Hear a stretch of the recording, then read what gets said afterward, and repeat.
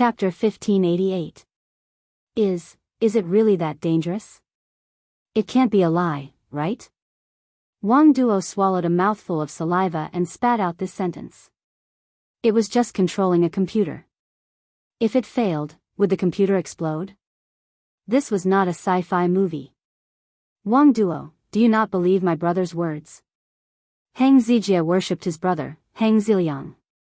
Hearing Wang Duo doubt his brother's words, Hang Zijie immediately shouted.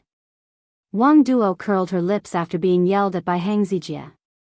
She didn't say anything. Yin Jian sat on the sofa. She narrowed her eyes and did not say anything. Strange, why isn't your aunt back yet? Why don't I call her to hurry her up? Qin Yiru sat beside Yin Jian and said suspiciously. Then, she took out her phone and dialed a number. Since you're sick, why did you go out? Yin Jian cut to the chase. Qin Fangfang was sick. Why did she go shopping with her husband, Sun Baiwen? Shouldn't a sick person stay at home or rest in bed? Hearing Yin Jian's words, Qin Yiru's right eyelid twitched. She quickly called Qin Fangfang's phone. Beep beep beep, beep beep beep. At this moment, a phone rang in the living room. Qin Yiru turned around in surprise and saw Qin Fangfang's mother-in-law, Zhu Hengxiang, hurriedly take out Qin Fangfang's phone from her pocket and press the button to hang up. This time, Qin Yiru really felt that something was wrong. She quickly stood up and walked towards Zhu Hengxiang. However, when she was about 3 meters away from Zhu Hengxiang, Qin Yiru stopped and asked Zhu Hengxiang, "Why do you have my sister's phone?" Qin Yiru immediately stood up and Yin Jian walked over. When Zhu Hengxiang heard this, she was so shocked that she almost tripped. In the past, when Zhu Hengxiang appeared in front of Qin Yiru, she looked like a rich old lady. She was so arrogant that her nose almost reached the sky. However, Zhu Hengxiang didn't put on airs when they met today. Didn't she go out with Baiwen? They'll be back soon. She asked me to leave her phone behind. Zhu Hengxiang's eyes darted around even more. Just as she said this, a disheveled figure rushed out of the spiral staircase. The man's hair was messy, and his long hair swayed in the wind. There were red marks on his hands and feet, indicating that he had been tied by iron chains. As soon as the figure appeared, the surrounding people were a little surprised. Zhu Hengxiang's expression changed greatly. Why did she come out? Wasn't it locked properly? The figure raised his head, revealing a young and well-maintained face. It was Qin Fangfang. Sister. She was spouting nonsense. She's lying to you. In order to prevent me from revealing our family's dirty laundry, they imprisoned me. 2 months ago, I found out that bastard Sun Baiwen had cheated on me. I want to divorce Sun Baiwen. They were afraid that this matter would get out of hand and affect their aristocratic families too much, so they chained me up and didn't let me leave. Save me. Save me. Qin Fangfang was very smart. After being imprisoned by her mother-in-law, she realized that she couldn't escape, so she secretly unlocked the chains without anyone noticing. This time, she heard Qin Yiru's voice, so she rushed out to ask for help. You're lying. How could my Baiwen have cheated on you? You're the one who didn't follow the rules. After being discovered, Zhu Hengxiang still refused to admit it. My daughter. You vicious woman. Vicious woman. Zhang Meihua screamed and rushed towards Zhu Hengxiang. Zhu Hengxiang was at a disadvantage in the argument, but she immediately used the most vicious words to insult Qin Fangfang. She didn't pretend anymore. Bah! She's just a hen that can't lay eggs. So what if my son has a mistress outside? Isn't it because your daughter can't lay eggs? Our Sun family needs someone to inherit the family property. She didn't want Qin Fangfang to spread her family's dirty laundry. That was the reason why she imprisoned Qin Fangfang. Seeing Qin Yiru crying after seeing Qin Fangfang like this, Yun Jian's heart tightened. In the next second, under everyone's eyes, Yun Jian rushed to Zhu Hengxiang who was tearing Zhang Meihua apart. She grabbed Zhu Hengxiang and slapped her to the ground. Then, she grabbed Zhu Hengxiang's collar and lifted her up. Chapter 1589. The surrounding people were so frightened by the turn of events that they took a few steps back. What was going on? Why was Zhu Hengxiang's daughter-in-law, Qin Fangfang, imprisoned by Zhu Hengxiang? What was going on? The people who came today were all Zhu Hengxiang's relatives and friends. Zhu Hengxiang's relatives and friends even brought their own children over. That was why Hang Zijia, Wang Duo, and the other children who were about the same age as Yun Jian were here. However, the people present never expected such a scene to happen. Zhu Hengxiang actually imprisoned her daughter-in-law. According to Zhu Hengxiang's daughter-in-law, Qin Fangfang, it was because Zhu Hengxiang's son, Sun Baiwen, had an affair. Qin Fangfang wanted a divorce after finding out. Then, Zhu Hengxiang was afraid that her family's dirty linen would be exposed. After all, a wealthy family like Zhu Hengxiang couldn't tolerate any scandals. Therefore, Zhu Hengxiang imprisoned Qin Fangfang to prevent her from getting a divorce. Zhu Hengxiang's son had an affair, but she didn't agree with Qin Fangfang and her son's divorce. Instead, she said that her son had an affair. She scolded Qin Fangfang as a hen that couldn't lay eggs. She said that the Sun family needed someone to inherit the family property. The surrounding people trembled with fear when they heard that. They were glad that they had nothing to do with the Sun family.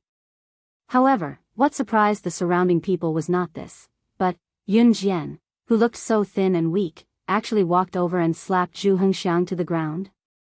Yun Jian's hacking skills had already stunned Hang Ziliang, Hang Zijia, Wang Duo, Duan Qingxian, and the others. Now, Yun Jian's move made them widen their eyes in shock. Wasn't she a thin and weak little girl? How could she have such great strength? Moreover, she had said to Zhu Xiuxiang, "Old woman, you're dead." Oh my, Si Xiang, what the hell is going on? What do you mean your son has an affair? What's going on? Your son usually looks like an honest person. How could he do something like having an affair? A very gossipy old woman walked over from the side. She frowned and asked as she walked over. Qin Fangfang's husband, Sun Baiwen, was an honest person. However, people changed when they had money. Especially since Qin Fangfang had been married to Sun Baiwen for so many years, her stomach had not made any sound. As her mother-in-law, Zhu Hengxiang couldn't wait for Qin Fangfang, a hen that couldn't lay eggs, to get out of her house. However, if news of Sun Baiwen's divorce got out, it would not only be bad, but it would also affect his business. The Sun family was running a car marketing company. At the same time, they were working with others. Reputation was very important to the Sun family. Therefore, even if Qin Fangfang was imprisoned, Zhu Hengxiang would not let her go. However, he did not expect that Qin Fangfang would seize the opportunity to escape from the room after unlocking the chains. I must have been blind to have followed Sun Baiwen. Although your Sun family is rich, at least you won't look down on others. I misjudged you. Sun Baiwen was a bastard. This marriage must be divorced. Qin Fangfang was a very strong woman. She was innocent, bitter, and upset, but she would not show it. Instead, she yelled at Zhu Hengxiang and even slapped her several times in front of Zhu Hengxiang. As Zhu Hengxiang was being suppressed by Yun Jian, she could not move. She could only use vicious words to fight back against Qin Fangfang. For a moment, the emotions at the scene were extremely difficult to control. If you want to divorce, just divorce. Do you think our Sun family is so easy to bully? Since you married into our Sun family, you have to live like an ox or a horse. My son just wants to have an heir. What did he do? You can't have a child, so he found a woman to have a child. Is he wrong? I didn't ask you to give up the position of the main wife. What era is it now? Do you have to be so calculative? So many people want to be the daughter-in-law of our Sun family. You should be content. Zhu Hengxiang's scolding became worse and worse. However, just as the surrounding people were disturbed by the quarrel and did not dare to make a sound for fear of implicating themselves, Yun Jian slapped Zhu Hengxiang to the ground again. She flipped her hand and a butterfly knife appeared in her hand. The knife was thrown to the corner of Zhu Hengxiang's clothes under the horrified eyes of the surrounding people. It directly pierced the corner of Zhu Hengxiang's clothes. However, the knife bounced back to Yun Jian's hand with the help of the ground. Yun Jian held the butterfly knife. Her face was expressionless, but her eyes were cold. She looked at Zhu Hengxiang as if the god of death had arrived. Under everyone's eyes, she said something that made people's hair stand on end. Chapter 1590. Yun Jian had always been protective of her own people. Respecting the old and loving the young didn't exist in her world. She wasn't a good person or a saint. What happened to Zhu Hengxiang and whether Zhu Hengxiang's son, Sun Baiwen, cheated on her had nothing to do with her. In spite of it, Zhu Hengxiang had imprisoned Qin Fangfang. Looking at Qin Fangfang, who was covered in injuries from being chained up, her wrists and ankles marked with red marks of being chained up, Qin Yiru could not utter a word as she clutched her chest in agony. Even if it wasn't for Qin Fangfang, Yun Jian knew that if she didn't do anything, Qin Yiru wouldn't pretend that she didn't see anything. Qin Yiru wouldn't have the upper hand against a shrew like Zhu Hengxiang. Therefore, Yun Jian wouldn't sit by and do nothing. Heng Zijia, Wang Duo, Duan Qingxian, and the people who were watching the show but didn't dare to make a sound were all shocked when they saw Yun Jian carrying a knife. She actually carried a knife with her. Was she ready to fight at any time? And judging from how skilled she was, it was obviously not her first time doing this. Even if something like this happened, it's an adult's matter. Why is a child like her getting involved? And she's even swinging that stupid knife. She thinks she knows how to swing it. She's really good. Wang Duo, who was standing beside Heng Zijia, saw Yun Jian twirling the butterfly knife. She was envious and jealous. If she knew how to swing a knife, she would be the one being watched. It was because of jealousy that Wang Duo said this. Wang Duo didn't get a reply. On the other side, everyone was shocked by Yun Jian taking out the butterfly knife. Zhu Hengxiang was no exception. Zhu Hengxiang was an old woman who was afraid of death. She never thought of dying when she argued with Qin Fangfang. Therefore, when she saw Yun Jian taking out the butterfly knife, poking the corner of her clothes with it, and catching it with the force of throwing it, Zhu Hengxiang was the closest to Yun Jian. Seeing this, her face changed color. You! How dare you! How dare you kill me in front of everyone! Call the police! Call the police for me! Call the police! Call the police to save him! Zhu Hengxiang was lying on her side on the ground. She supported herself with her elbows and watched in horror as Yun Jian called for help from the people around her. Zhu Hengxiang might have forgotten that she had imprisoned Qin Fangfang for 2 months. She had tortured Qin Fangfang until she was neither a human nor a ghost. What Zhu Hengxiang had done was illegal. No one dared to move. You're the one I'm going to kill. Zhu Hengxiang, Qin Fangfang, have been married to your family for so many years. I have been with Sun Baiwen since he was not as rich as he is now. But what about you? How dare you treat me like this? I, Qin Fangfang, cannot accept it. She wanted a divorce. But you imprisoned me. You want to call the police? We don't need you to call the police. I'll call the police. I want to sue you for imprisoning me. Qin Fangfang gritted her teeth and forced herself not to cry. She wanted to use the most rational and legal means to protect herself. But before that, she wanted to take revenge for the humiliation she had suffered at Zhu Hengxiang's hands. Qin Fangfang walked over and raised her hand. Just as she was about to slap Zhu Hengxiang's face, a furious voice came from the main entrance. Qin Fangfang! How dare you! How dare you hit my mother! It was Sun Baiwen, Qin Fangfang's seemingly honest husband. After Sun Baiwen shouted, he pulled a young woman in his hand and walked towards Qin Fangfang from the main entrance while shouting. This young woman was Sun Baiwen's cheating partner. She was commonly known as the mistress. At this moment, the rather good-looking mistress, who was wearing fashionable clothes, looked up and glanced at Qin Fangfang smugly. She looked as if she was provoking Qin Fangfang. Needless to say, Sun Baiwen's cheating was a foregone conclusion. And the most important thing was that he dared to bring his mistress home directly. Qin Fangfang was furious. Fortunately, Qin Yiru hugged her and comforted her, so she did not do anything rash.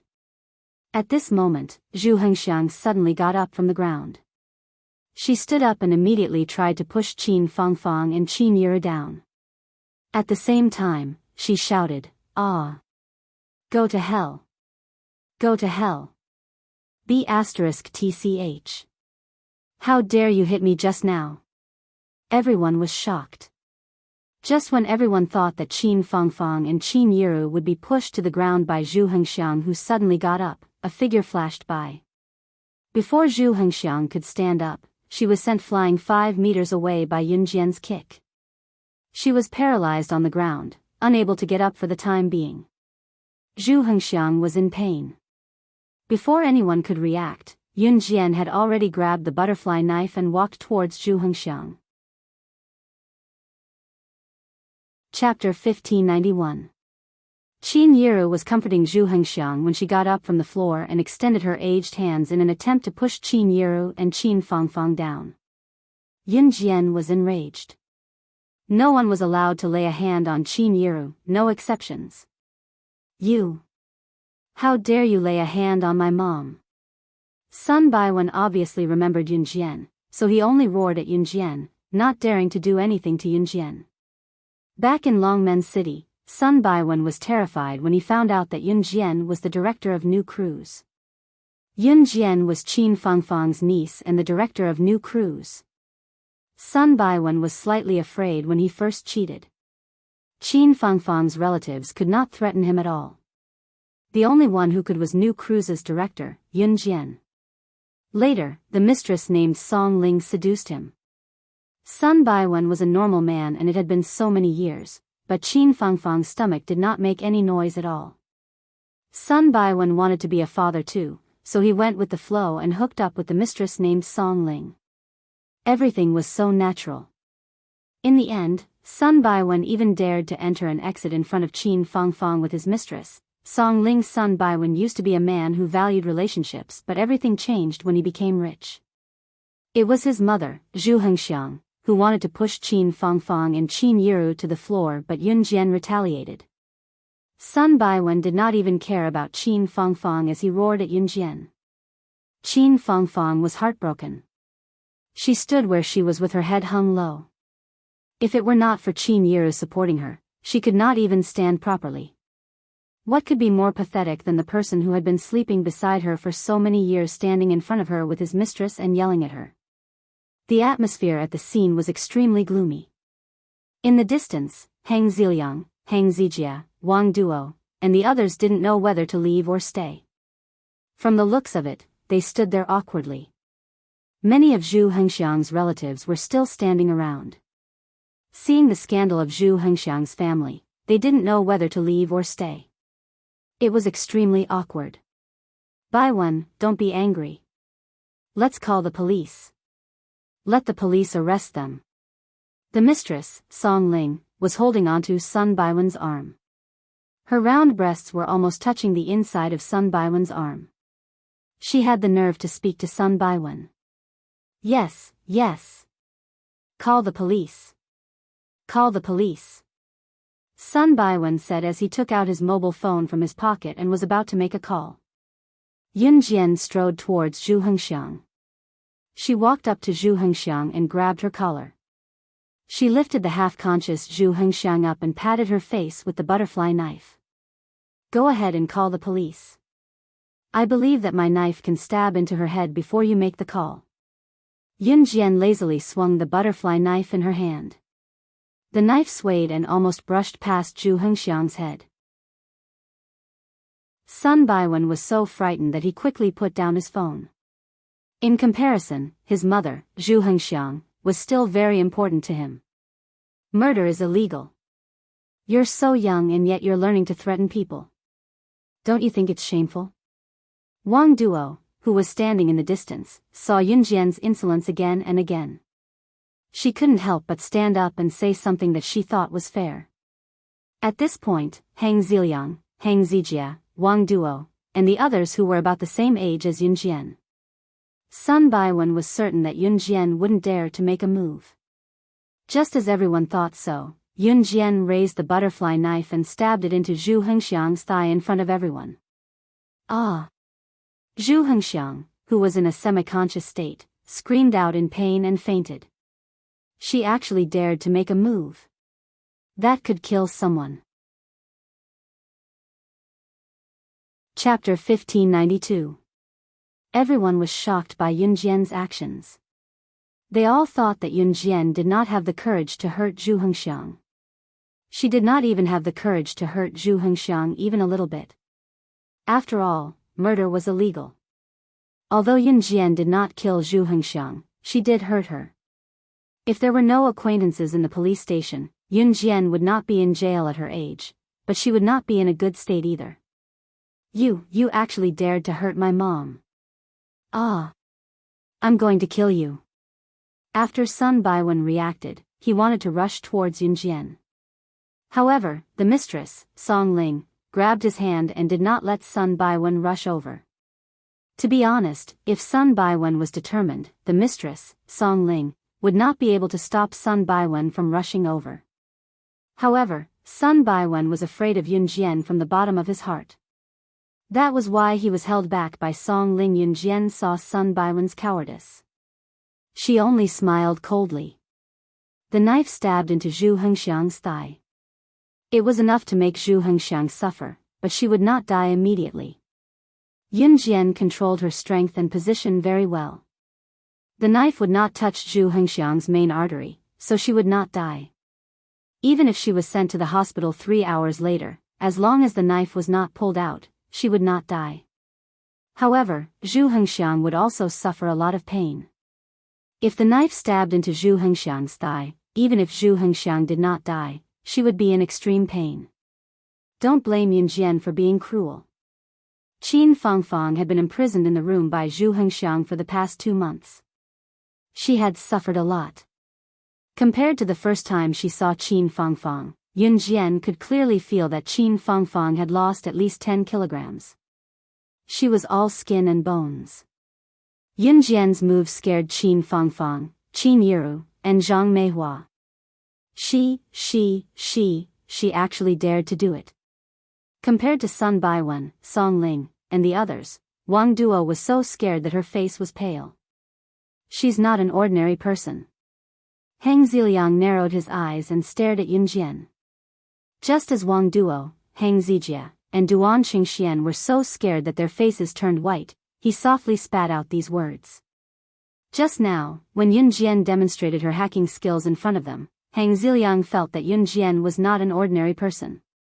This feeling was very strong. Although Wang Duo was scared of Yunjian's ruthless look just now, she was still not convinced, especially when Yunjian had been eye-catching. Therefore, Wang Duo curled her lips and complained in a low voice, "She doesn't have 3 legs, how is she not an ordinary person?" Inside an Han organization. The Han organization was huge. If they were to walk, it would take more than a day and a night to reach the end of an Han organization from one side to the other. Even by car, it would take a few hours.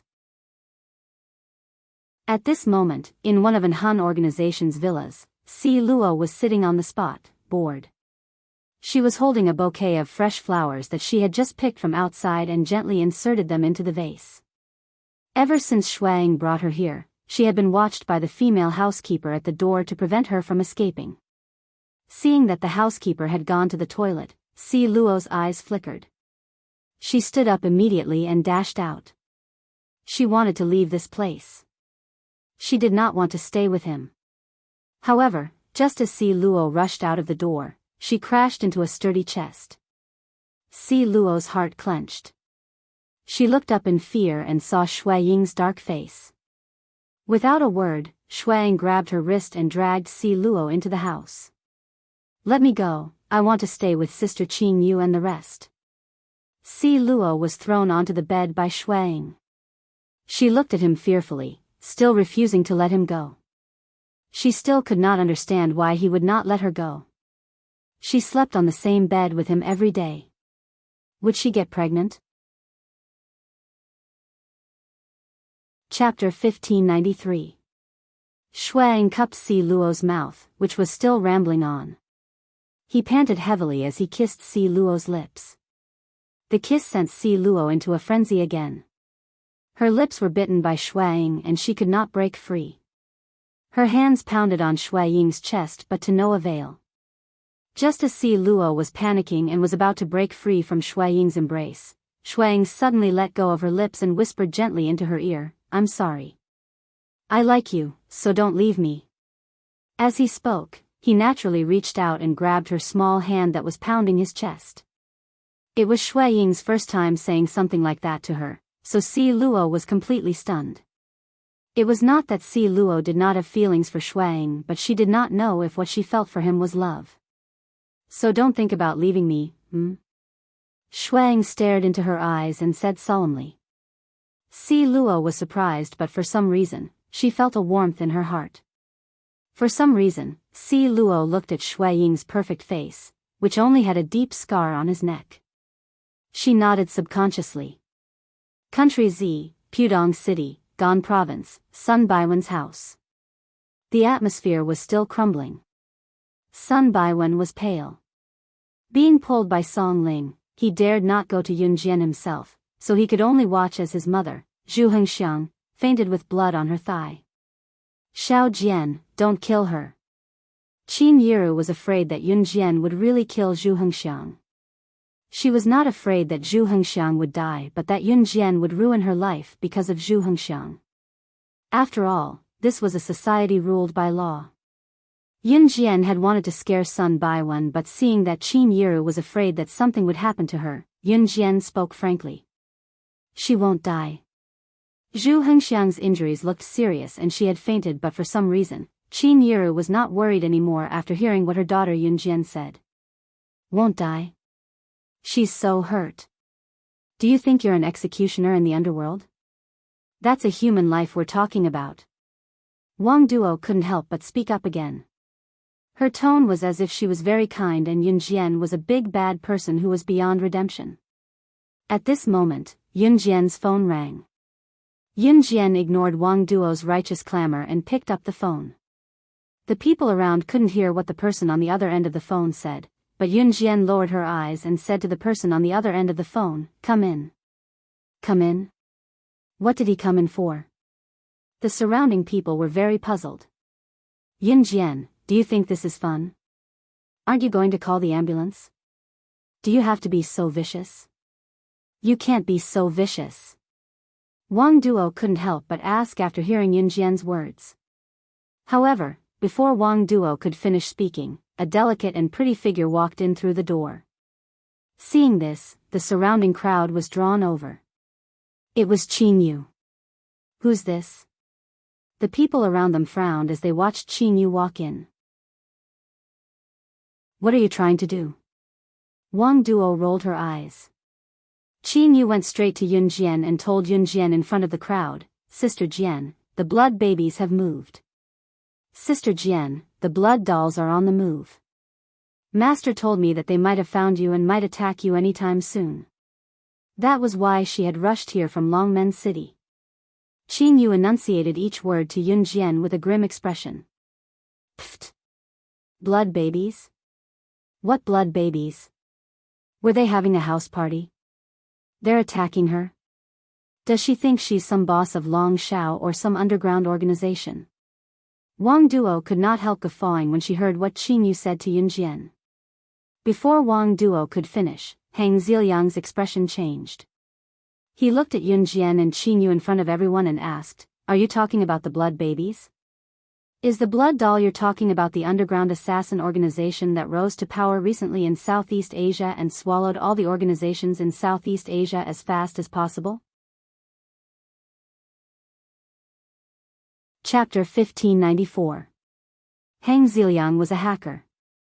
Even if he did not usually hear about the rise of a major assassin organization like Blood Doll, he could search for it on his computer. At Hang Ziliang's age, coupled with his current hacking skills, he could already be considered a talented person. Some organizations even went to invite Hang Ziliang to join their organizations after hearing about his deeds, but were all rejected by Hang Ziliang. There was no shortage of hackers who came into contact with computers. Naturally, Hang Ziliang, who had access to computers, could find out about the Rising Blood doll from various channels and how it had swept through all the girl organizations in Southeast Asia in the shortest time possible. Now that the triad was abuzz, Blood Doll's ability and influence had spread throughout Southeast Asia, becoming an assassin organization that was second only to An Hun Group and Kosha mercenaries. Therefore, when he heard what Qin Yu said to Yun Jian, Hang Ziliang was dumbfounded. When he recovered, he was deeply terrified. Qin Yu tilted her head, her long black hair flowing in the wind. She turned around when Hang Ziliang told her about the blood baby. Her long hair flowed in the wind as her deep black eyes stared at Hang Ziliang sharply. You. Hang Ziliang stuttered under Qin Yu's stare. He gulped and did not say anything else. Sister Jian, do you need me to end him? Qin Yu stood beside Yun Jian with a dark expression. Her usual playfulness and exuberance were gone, replaced by indifference. Did it not mean that she was going to kill him? Hearing Qin Yu's words, the people around them subconsciously took a few steps back. The girl who was called in by Yun Jian had a piercing gaze. It was not as intimidating as Yun Jian's, but when Qin Yu came, everyone felt like Yun Jian was the boss of some organization. Moreover, the girl who just came in just now had called Yun Jian Sister Jian. Why did Yun Jian look so much like a mafia boss? You. Are you guys going to kill him in public? This is a lawful society. Wang Duo was shocked when she saw Qin Yu looking over, even though it was not directed at her. By one. Hurry up and chase these lunatics away. Isn't this your home?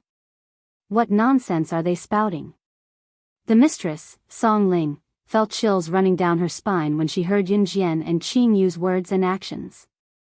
She then rubbed her quivering chest against Sun Baiwen's arm in an even more exaggerated manner. Qin Fangfang was helped upstairs by Qin Yiru and Zhang Meihua before Qin Yu entered. This matter was naturally not over, but according to Qin Fangfang's current state, if she were to face Sun Baiwen and the mistress, Song Ling, walking confidently in front of her, her state would definitely collapse. Therefore, Qin Yiru and Zhang Meihua helped Qin Fangfang upstairs. Qin Yiru and the other two did not see what happened just now. Don't try to scare us with your professional words. Qin Fangfang may be your aunt, but this is our family's business. What assassin organization? Nonsense. Even if you use such professional words to scare me, this still happened. I won't agree to divorce Qin Fangfang, Sun Baiwen told Yun Jian solemnly. He hugged the mistress in his arms but pretended to be manly. However, before he could finish, another silhouette dashed in through the door. It was Gu Nianji who came in light. Gu Nianji was dressed in a black casual outfit. She held a pistol in her hand as she dashed in and spoke to Qin Yu and Yun Jian with a frown. Blood Doll's people are here. They're right outside. As she spoke, Gu Nianji tossed the pistol in her hand to Yun Jian. Gu Nianji had completely surrendered to Yun Jian now. The crowd could only watch as Yun Jian caught the pistol that might or might not be a real one nimbly and caught the bullet that Gu Nianji tossed over.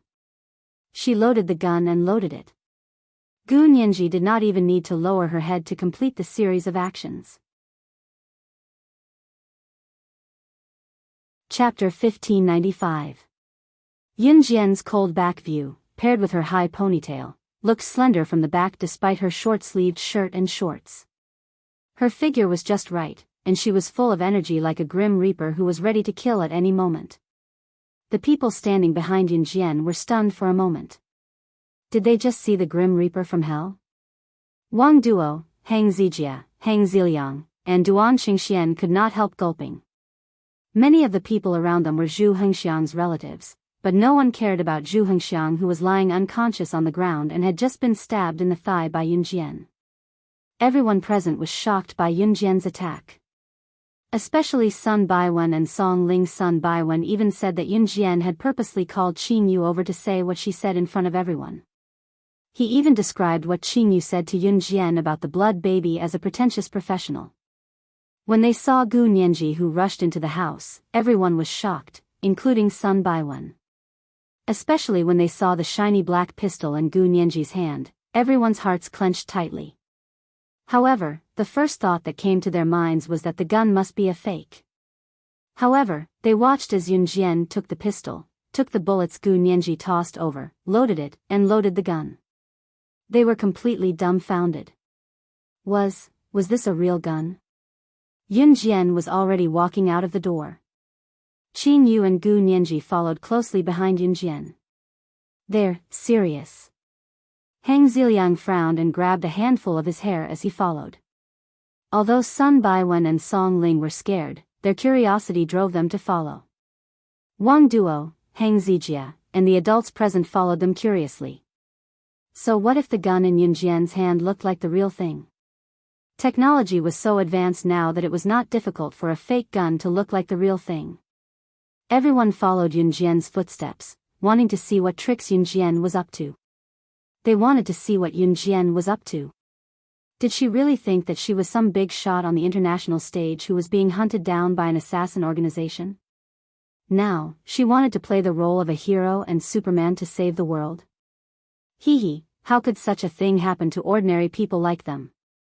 Therefore, it could be said that the people present did not believe the conversation between Yun Jian, Qing Yu, and Gu Nianji. When she ran out, Wang Duo followed Yun Jian's footsteps and said to the people standing around her, "TSK, what is that?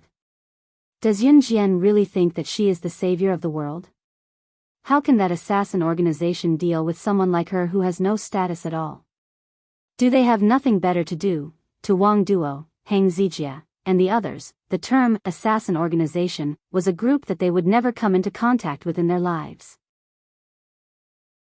Therefore, when he saw Yun Jian running out and saying that the assassin organization called Blood Doll had appeared, he was shocked. Whether it was Wang Duo, Heng Zijia, Sun Baiwen, or the mistress, Song Ling, they all came out with the mentality that they wanted to see what Yun Jian was up to. However, when Wang Duo, Sun Baiwen, and the others stepped out of the villa, they heard a series of bang bang bang sniper rifle shots. A real gun? A real gun. Wang Duo, Sun Baiwen, and the others retreated in fear, but at the same time, they saw a sniper rifle coming from nowhere and shooting at Yun Jian, who was running in that direction. However, what happened next shocked Wang Duo, Sun Baiwen, and the others even more. They saw Yun Jian dive to the ground when the sniper rifle shot at her, dodging the bullets skillfully. That silhouette was as agile as the king of the jungle.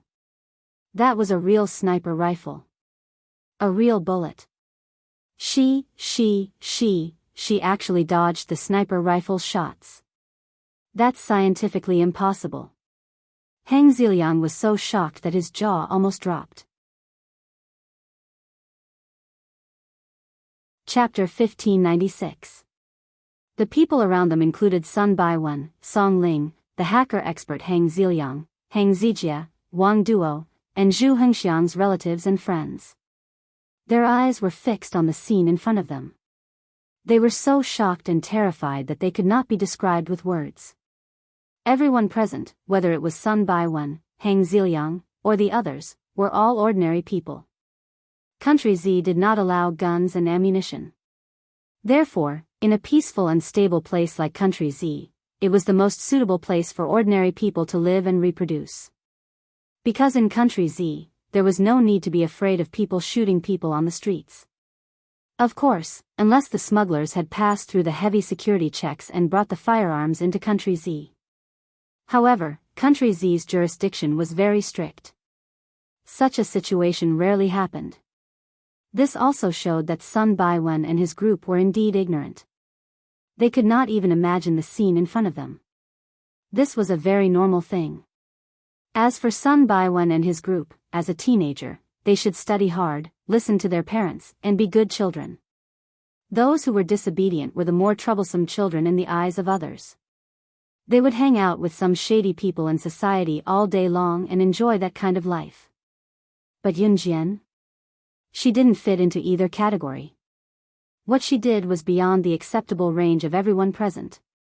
She actually held a handgun and rushed over to avoid the sniper rifle surprise attack. Everyone's first thought was that she had provoked someone. How could she have such shocking skills? Look over there. Those are cards written in blood. It's really blood doll.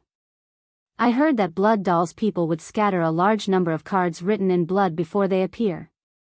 That's the symbol of blood doll. Hang Ziliang's hand trembled slightly as he pointed at the cards that floated over from nowhere in the distance and said to everyone in panic. It's really the assassin organization called Blood Doll. Then, what should we do? Are we going to die here? Wang Duo was already frightened by the sniper rifle's bullets that were fired at Yun Jian. She had a bitter and pale face as she said these words in an extremely cold voice.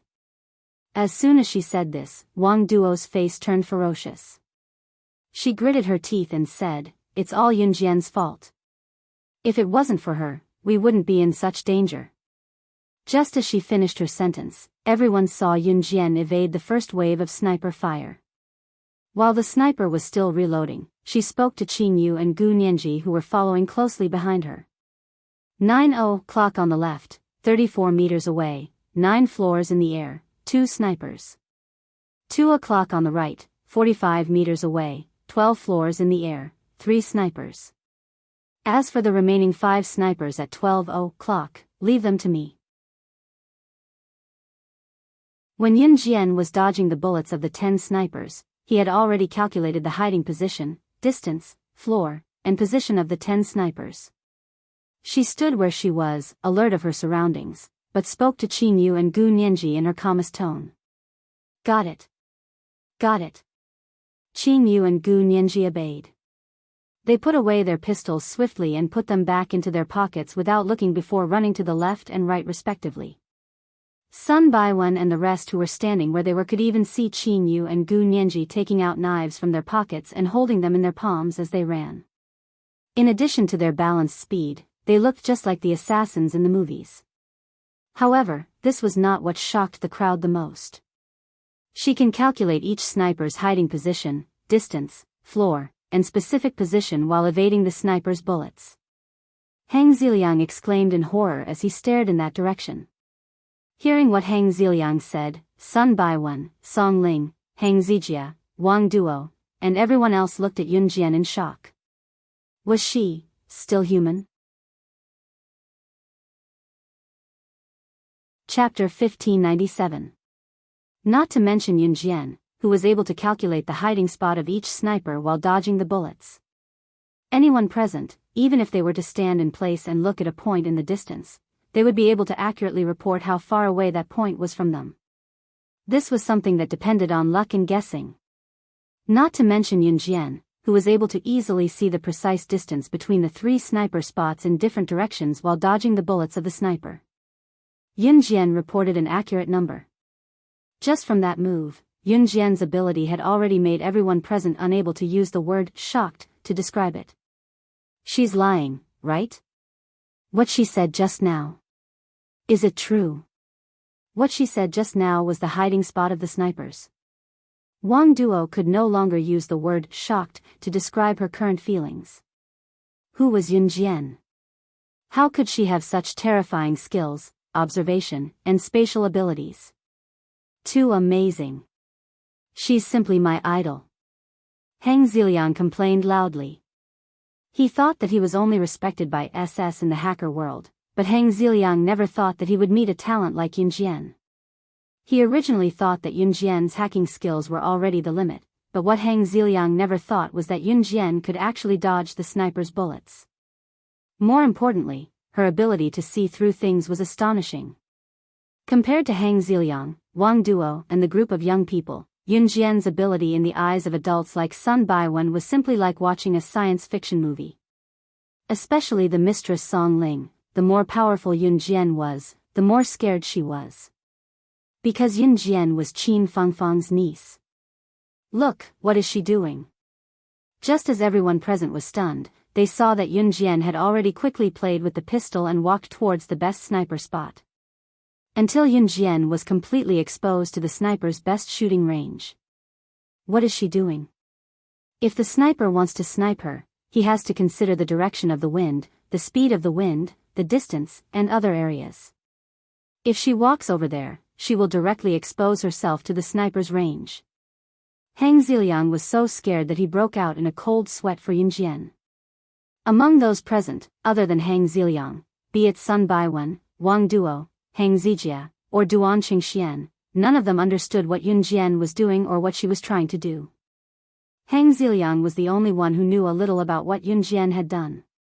Therefore, after hearing Hang Ziliang's explanation, everyone present couldn't help but gasp. Everyone thought that Yun Jian was crazy. Was there something wrong with her brain? He actually exposed himself to the sniper's sniper range.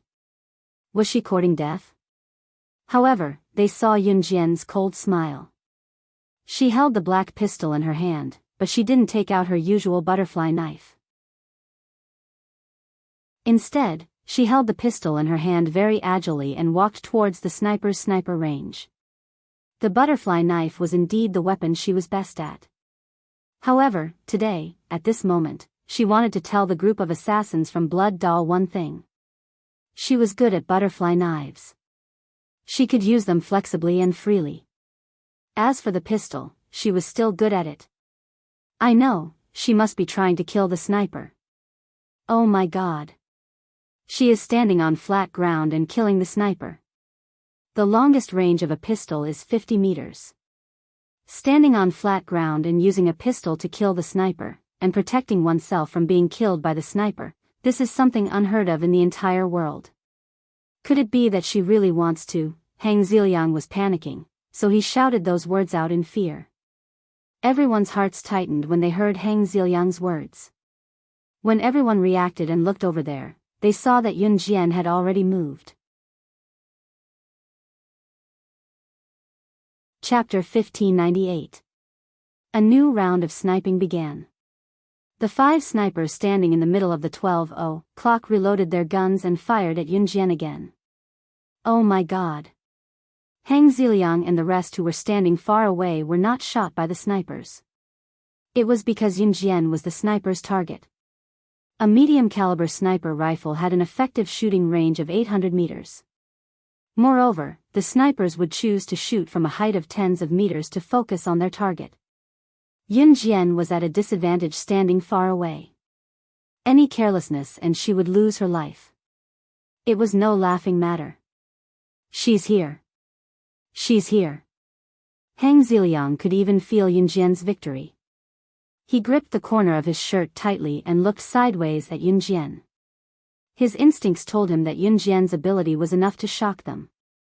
Of course, other than Hang Ziliang who thought so, the rest did not think so. No matter how powerful Yun Jian was, she was only a teenage girl. She was no different from an ordinary girl. How powerful could she be? Therefore, the people present could already imagine how miserable Yun Jian's ending would be. Go to hell. Let her die. Song Ling dared not imagine what would happen to her if Yun Jian survived. Song Ling became Sun Baiwen's mistress. She wanted to replace Qin Fangfang and become the Sun family's official wife one day. Her plan was simple. She wanted Qin Fangfang to get out of the Sun family. She had heard from Sun Baiwen about Yun Jian's power. She was the director of new crews. Yun Jian's aunt was Qin Fangfang. If Yun Jian died in the sniper's hands, Song Ling felt that she would have nothing to fear. However, if Yun Jian did not die and she had such terrifying ability, what would Song Ling do if something happened to her? Therefore, Song Ling had an idea. To distract Yun Jian, she shouted loudly. She looked like she wanted the snipers to notice Yun Jian's hiding spot and kill Yun Jian.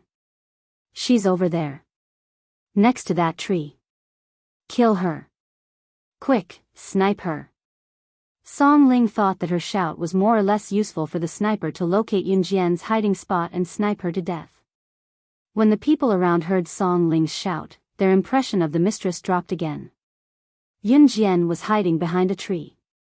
Her eyes darkened when she heard Song Ling's shout. At that moment, the sniper who was far away found Yunjian's hiding spot. He had obviously heard Song Ling's shout and started firing at Yunjian. Without hesitation, Yunjian rolled away from the tree. The tree was blown to smithereens by the sniper's bullets from afar at the same time. Yunjian rolled on the ground and the sniper's bullets swept across the ground. That's it. Now's the time. Yunjian looked up slightly. She held her gun and sensed the exact location of the sniper's attack. She turned her gun and aimed at the sky. In the same direction as the sniper, there were 5 sniper spots not far away. She did not even look up when she fired the shot. To Yunjian, she relied on the trajectory of the sniper's strafing bullets to kill the sniper. She raised her hand and fired along the bullet trajectory. Naturally, she could kill the sniper. After 5 shots, Yunjian turned around and walked back to Hang Ziliang, Sun Baiwen, and the others. Hang Ziliang, Sun Baiwen, Song Ling, and the others could clearly see that the 5 snipers on the tall building did not have time to hide. They were hit in the head by Yunjian's 5 shots and fell backward. Yunjian did not even need to use her eyes to confirm that the 5 snipers were dead. She just turned around and walked back. Her style made everyone feel that it was not her first time encountering snipers. It was also not her first time killing snipers with a gun. She was even certain that the 5 snipers would not be able to escape from her 5 shots. At that moment, in everyone's eyes, Yunjian was like the king of killing. She was like the grim reaper from hell, strolling back here. Song Ling's heart skipped a beat. She was so scared that she shrank behind Sun Baiwen. Her actions just now were obviously to kill Yunjian. Everyone at the scene could see it. At that moment, not only was Yunjian not dead, she even killed the sniper. She was not human. She had killed someone. Everyone was terrified, but no one was more terrified than Song Ling. You. What are you trying to do?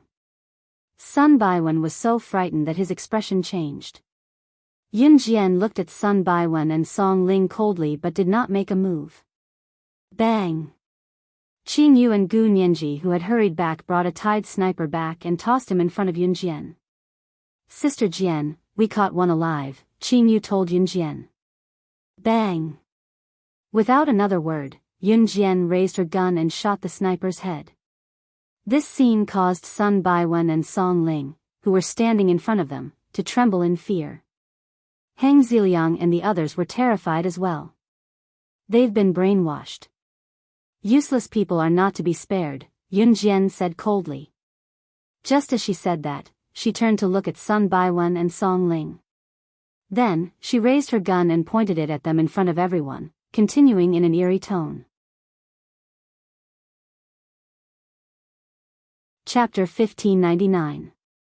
Yunjian had killed the snipers who were captured alive right in front of the crowd and had even killed the 5 snipers from high up in the sky earlier. In addition, Yunjian had stabbed her aunt's shameless mother-in-law, Zhu Hengxiang's thigh without even looking. Everyone present believed that since Yunjian had pointed her gun at Sun Baiwen and the mistress, Song Ling, she would definitely shoot. It was because she had killed the snipers earlier. Most of the people present were the common people of Pudong City. Apart from visiting relatives and friends at Zhu Hengxiang's house and gathering with relatives like today, they usually lived a simple life. What happened today was completely out of everyone's expectations. When Yunjian killed the snipers from high up in the sky, the crowd did not feel as horrified as when Yunjian killed them. However, when Yunjian killed the snipers that Qing Yu had brought back with a single shot, it felt like she was the boss of a black market, instilling fear in the people around her. Song Ling was scared out of her wits as well. When Yunjian pointed the gun at her head, Song Ling let go of Sun Baiwen's arm and knelt down in front of Yunjian. I didn't do it on purpose. I won't do it again. I'll return him to your aunt. Song Ling was scared out of her wits, even kowtowing to Yunjian in apology. If Yunjian let Song Ling go today, she would not be Yunjian anymore, Yunjian. It was true that Yunjian would not kill Song Ling based on her aunt, Qin Fangfang. However, Yun Jian hated it when people did things behind her back. Just like how Song Ling had screamed at the snipers from afar that she wanted her dead. If Yun Jian could let Song Ling go today, she would write her name in reverse, Yun Jian. That kind of trashy man is only good enough for a woman like you. My aunt is not on the same level as you. Yun Jian finished speaking and was about to shoot Song Ling in the head. However, before Yun Jian could deliver the shot, Sun Baiwen, who was standing beside Song Ling, suddenly shouted at Yun Jian. His appearance was filled with a sense of recklessness. How dare you? You dare to kill us? If you dare to kill us, you will go to jail yourself. If you don't kill us, we'll keep what happened today as secret. We won't pursue the matter of the snipers you killed and my mother's death. Leave. You can do whatever you want. As long as you don't kill us. Sun Baiwen usually looked like an honest and straightforward person. At this moment, he first wanted to subdue Yun Jian and then use a soft tone to negotiate with Yun Jian. Yun Jian suddenly narrowed her eyes. She had not met someone as interesting as Sun Baiwen in a long time. Therefore, she retracted her pistol and narrowed her eyes at Sun Baiwen with a fierce gaze. Are you threatening me? No, I'm just negotiating with you. It's the best way to deal with you and me. Sun Baiwen thought that he had successfully threatened Yun Jian. Therefore, he wiped the cold sweat off his palms and opened his mouth again. Blood Doll is the #1 assassin organization in Southeast Asia. Now, it's fighting for the entire Southeast Asia. So, do you think that I, who is being hunted down by Blood Doll, have a lower status than them? Just when Sun Baiwen thought that his negotiation was successful, Yun Jian's indifferent voice rang out.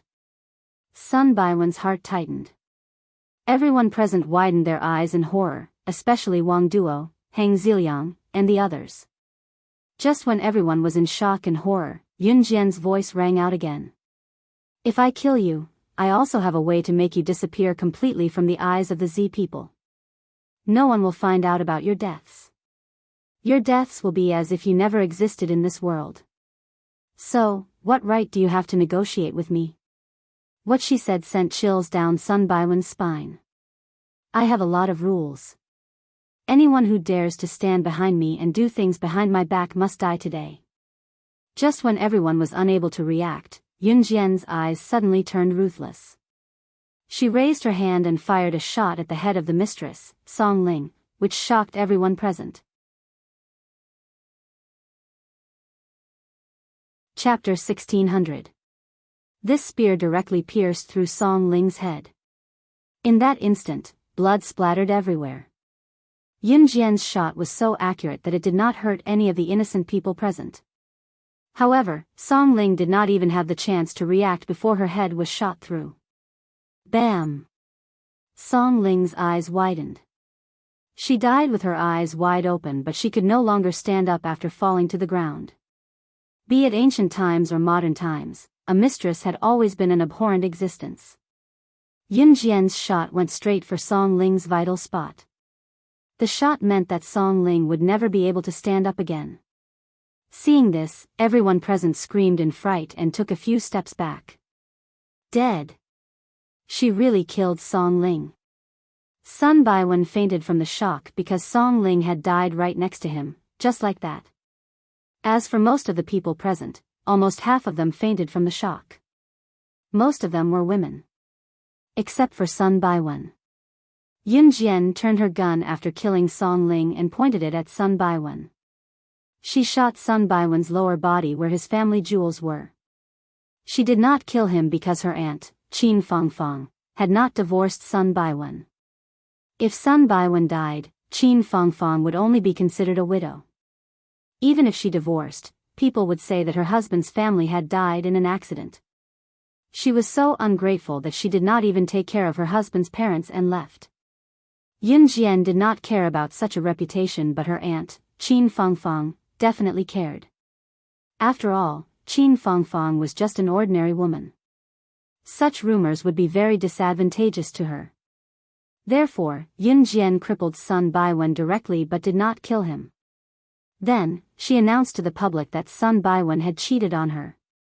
It was reasonable for Qin Fangfang to divorce Sun Baiwen. At the very least, the rumors and slanders in the outside world would be directed at Sun Baiwen, and the one who would be scolded and criticized would only be Sun Baiwen. Fortunately, Qin Fangfang, Qin Yiru, and Zhang Meihua were upstairs and did not witness this. Yun Jian waved at Qin Yu and Gu Nianji. Qin Yu and Gu Nianji obeyed and walked towards the crowd in unison.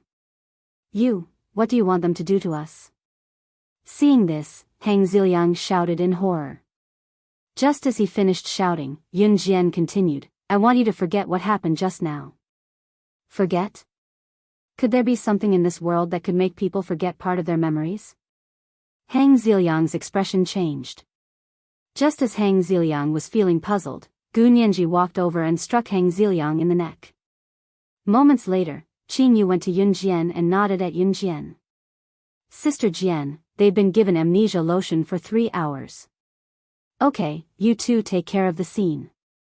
I'll take my mother and the others away first." Yun Jian instructed Qin Yu and Gu Nianji before turning to look for Qin Yiru and the rest in the room on the second floor. The 3-hour amnesia lotion was made by Qin Yu. It could make people forget everything that happened in the past 3 hours, and there were no side effects after consuming it. The rest was left to Qin Yu and Gu Nianji, while Yun Jian led Qin Yiru and the rest out the back door after going up to the second floor. Qin Fangfang was heartbroken, so they did not notice what happened in front of Sun Baiwen's house. After all, he was her husband whom she had spent most of her life with. Not showing weakness in front of outsiders did not mean that Qin Fangfang was not sad at all. Qin Fangfang did not bear any children for the Sun family, so she left casually. After returning to Longmen City, Qin Fangfang went back to Xinjiang town with Zhang Meihua despite her emotional breakdown. Everything that was irrational had to be dealt with after her brain calmed down and everything became rational. "Sai, Xiao Jian, I'll be going back to Xinjiang town to accompany your aunt for the next 2 days. Xiao Zhu and the rest have asked Mrs. Yang to pick them up. Watch them at night."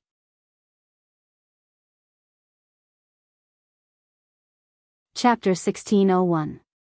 After Qin Yiru left, the house quieted down. Ce was now in an Han group. Xiao Yunzhu and the other 3 were temporarily staying at Mrs. Yang's house, and Gu Junjian naturally had to go on a mission, so after Qin Yiru left, there was really no one at home. However, Yun Jian naturally had somewhere to go. Moreover, she would be going to the hunting school selection field in 2 days.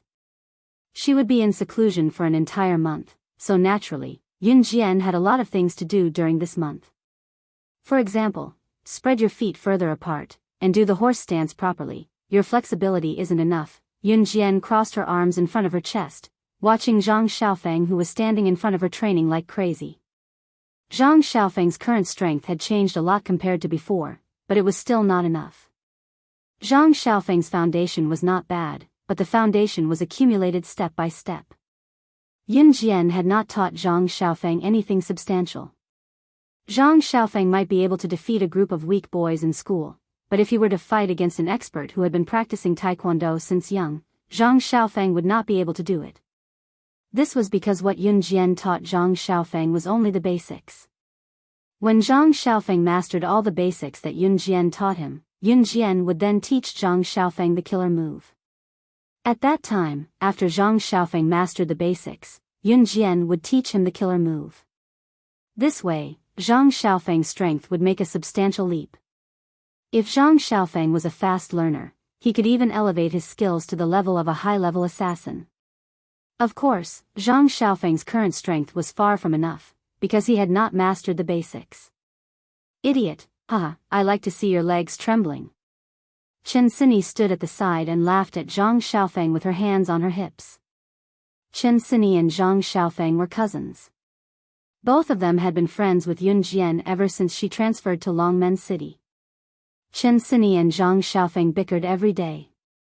Therefore, when she saw Zhang Xiaofeng squatting under Yun Jian's supervision and his legs swinging left and right like springs, Chen Sini couldn't let go of such a good opportunity to mock Zhang Xiaofeng. Her laughter was louder than anyone else's. Laugh, laugh, laugh, don't cry. Zhang Xiaofeng glared at Chen Sini a little angrily, but both Zhang Xiaofeng and Chen Sini were just bickering. They were not really angry. Zhang Xiaofeng, Chen Sini, and Ling Yichen were admitted to the same high school in Longmen City, so Ling Yichen would usually hang out with Chen Sini and Zhang Xiaofeng. However, he did not come today as he had something to do at home and could not leave. Zhang Xiaofeng, Chen Sini, and Ling Yichen were all studying in Longmen City No. 1 high school. The three of them were in the same school and usually played together. Yun Jian would look for Zhang Xiaofeng and the other two whenever she came back, mainly to check if Zhang Xiaofeng had been training obediently when she was not around. Master, I feel like I'm getting more energetic now.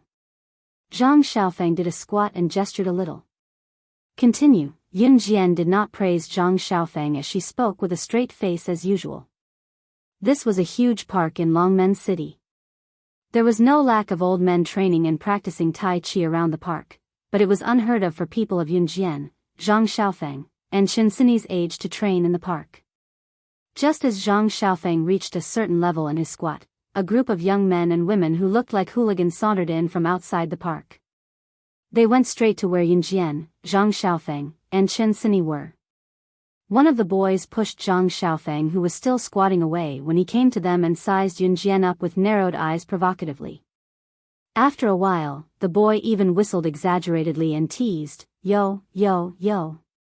Yo, yo, yo, Zhang Xiaofeng, is this the legendary master you've been talking about? You're actually taking a girl as your master. What an embarrassment to men."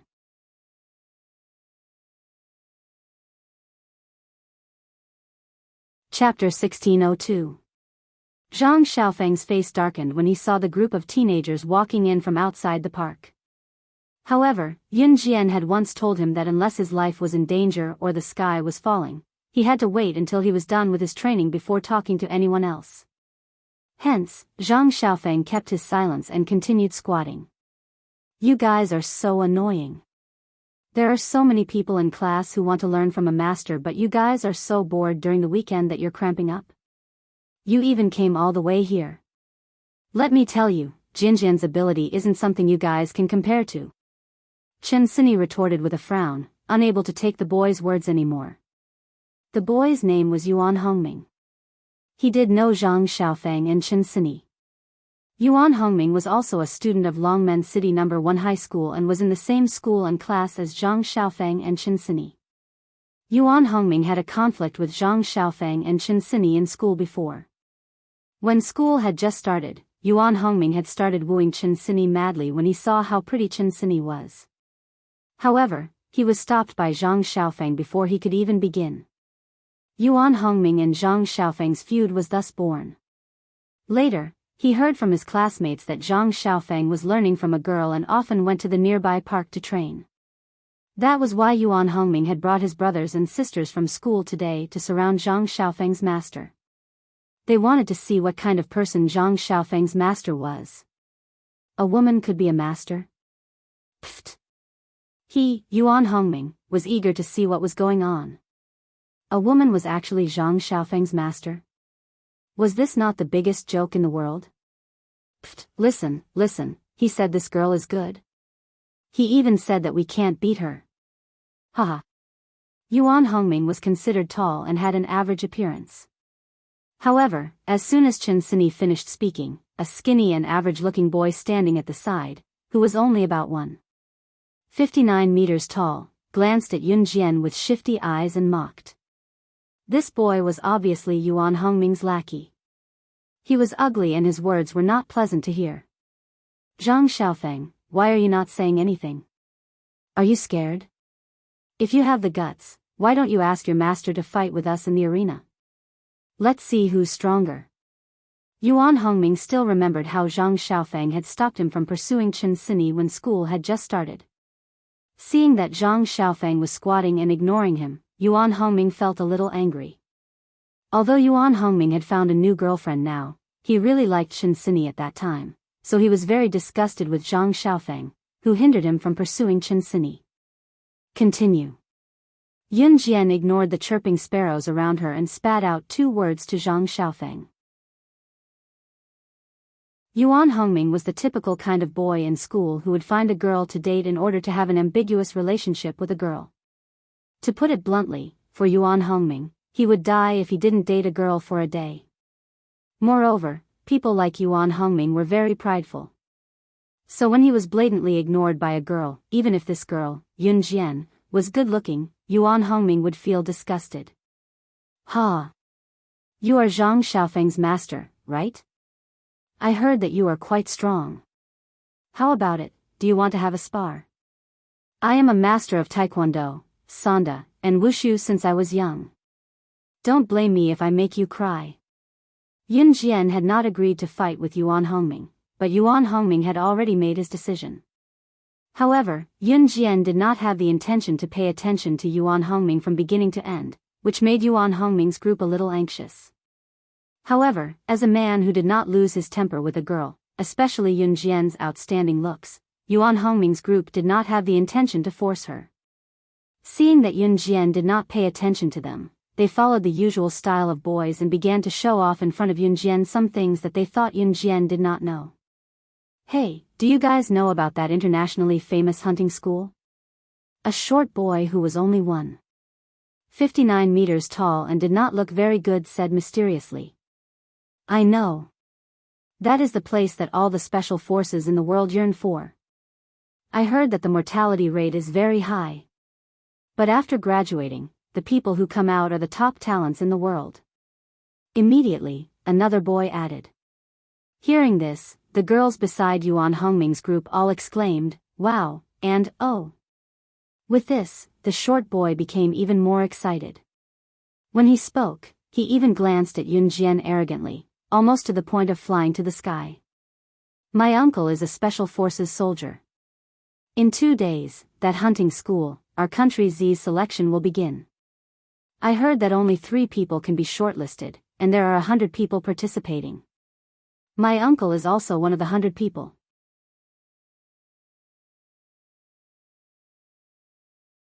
Chapter 1603. This skinny boy, who was only 1.59 meters tall and looked like a foreigner, was called Wang Qingjiang. At this moment, Wang Qingjiang's face was filled with a smug expression, as if he was extremely powerful. In fact, there were only 3 special forces members who could enter the hunting school in Country Z. The selection field was just a selection held by Country Z to select 3 members who would represent their country to go to the hunting school. Of course, the special forces members who could be sent to the selection field were the top talents in Country Z. Although Wang Qingjiang's cockiness made everyone present unhappy, it was very popular with this group of girls. Most of the girls didn't know much about the market, but these guys tried their best to understand all kinds of markets just to show off in front of the girls.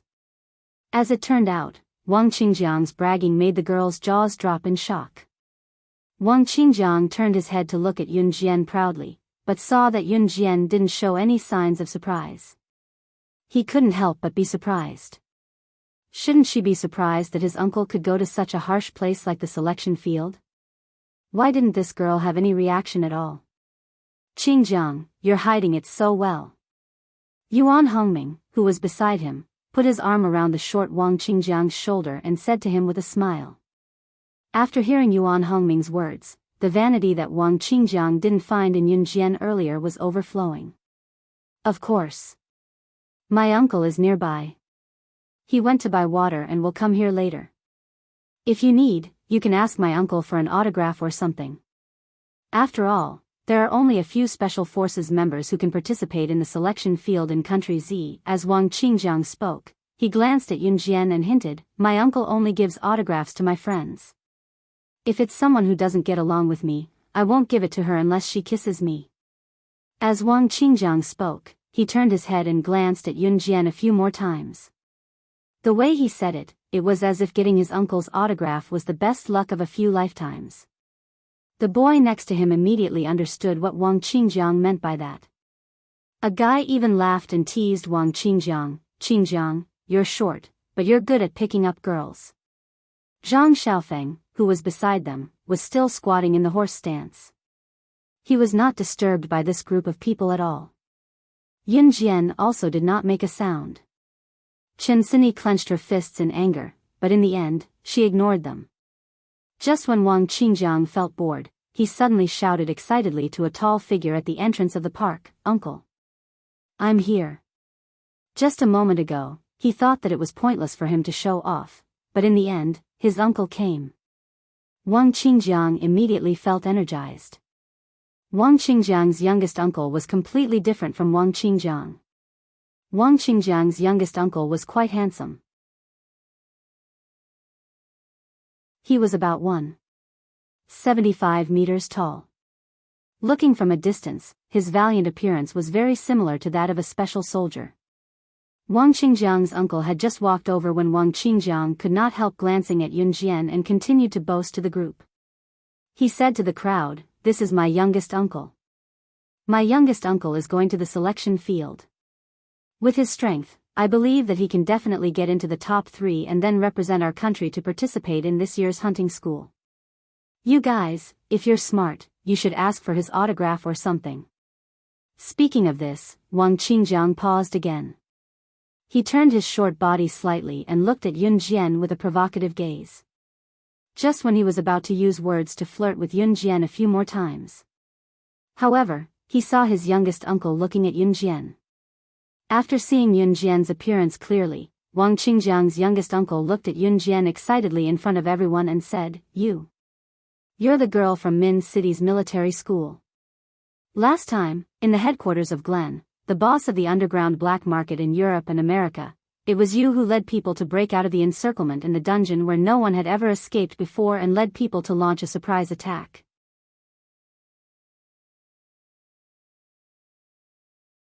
Chapter 1604. Wang Qingjiang's uncle's name was Wang Dong. He was quite good-looking and was about 175 meters tall. He was a special forces soldier under Gu Junjian. Last time, Yun Jian had seized a helicopter and drove it to the headquarters of the European and American underground black market boss, Gu Luan, to rescue Gu Junjian. Wang Dong was one of the special forces soldiers with Yun Jian. Therefore, even though that incident had been suppressed and the people from the Min City Military Academy and the special forces did not know the truth, Wang Dong still knew what had happened back then. Back then, it was Yun Jian who had rescued Gu Junjian and the others from the dungeon. Wang Dong still could not forget how Yun Jian had rescued Gu Junjian and the others from the dungeon. In the dungeon, facing so many guards armed with machine guns, she had killed them all without batting an eyelid. She had easily rescued everyone from the dungeon. She had become the only legendary person who had led people out of the dungeon where no one had been able to escape. "Uncle, what are you talking about?" After hearing what his uncle Wang Dong had said, Wang Qingjiang was stunned for a moment and did not react for a long time. The dungeon built by the boss of the European and American underground black market. That is the dungeon where no one has been able to break out of the dungeon. Didn't they say that someone had successfully escaped a while ago? How could it be her? She's just a high school student who had just entered school. Yuan Hongming was also shocked by Wang Qingjiang's uncle Wang Dong. What Wang Dong said was simply too inconceivable. It was said that the boss of the European and American underground black market, Gu Luan, was arrested because of the first person who had successfully escaped from the dungeon. Yun Jian was just an ordinary high school student. How could she be the legendary person? Moreover, this incident had not been reported. "I've always wanted to get to know you. Not only are you powerful, but you're also Officer Ji's daughter. I didn't expect you to be my nephew's friend." Wang Dong didn't realize that his nephew Wang Qingjiang and the others were hostile towards Yun Jian. He looked at Yun Jian with admiration. The daughter of a military officer with astonishing strength? These words flooded into the hearts of Wang Qingjiang, Yuan Hongming, and everyone present, causing everyone present to widen their eyes. Yun Jian, she was the daughter of a military officer? Moreover, he was praised by Wang Qingjiang, a powerful special forces soldier. His strength was astonishing. Wasn't this too inconceivable? Putting aside the fact that Wang Qingjiang's uncle, Wang Dong, had just said that Yun Jian was the first person in history to successfully escape from the dungeon, just the words that followed were enough to make everyone present go crazy. Yun Jian blinked.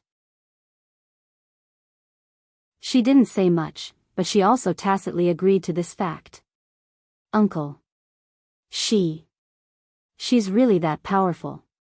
Wang Qingjiang pointed at Yunjian. He blinked fiercely and then looked at Wang Dong in disbelief. Yuan Hongming's face was also as dark as if he had eaten dog poop. At the beginning, Yuan Hongming and Wang Qingjiang looked down on Yunjian, Zhang Xiaofeng, and Chen Sini. Now, their faces were as dark as it could be. However, before Wang Qingjiang and Yuan Hongming's faces became darker, Wang Dong's voice sounded again. How can it be fake? Didn't you say that you wanted to know my opponents in the hunting school selection? She's one of them.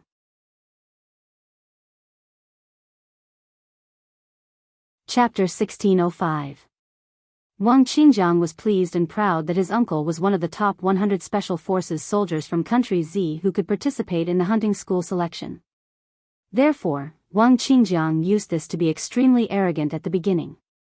But what did his uncle say to him?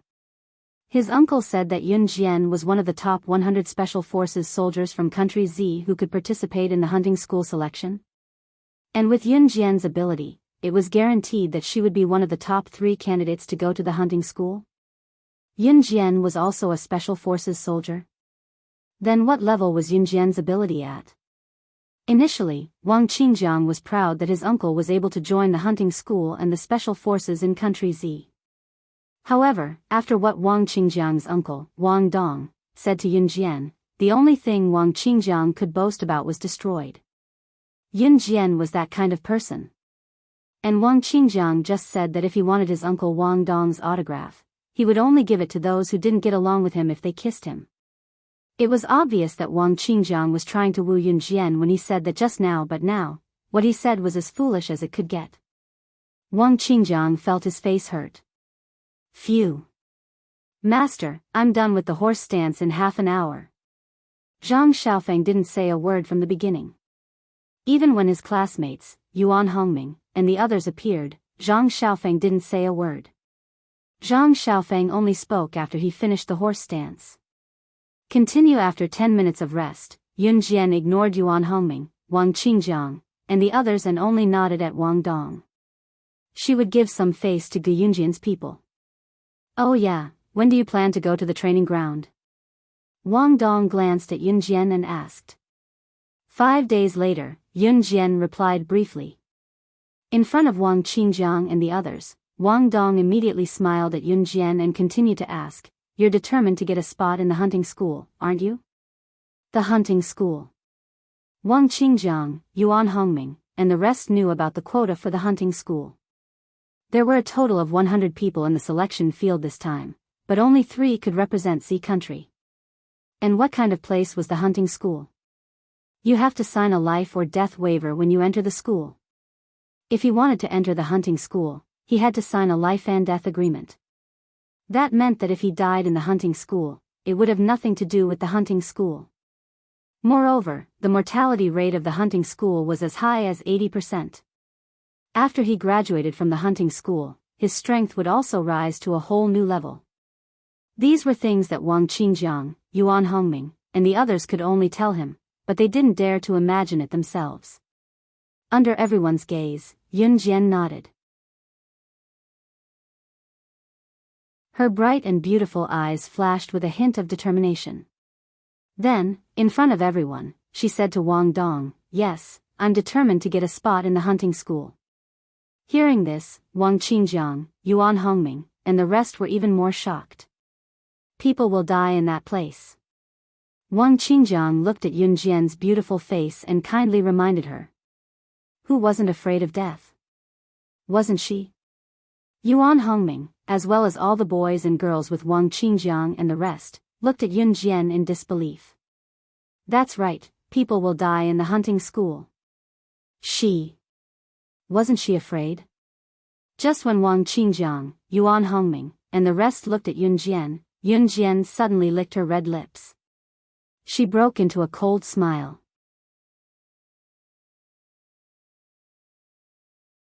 Chapter 1606. When Yun Jian said this, her tone was extremely arrogant. If she, Yun Jian, could not survive the hunting school, then she was not worthy of being a special forces soldier. It was not as if ordinary people did not know how terrifying the hunting school was.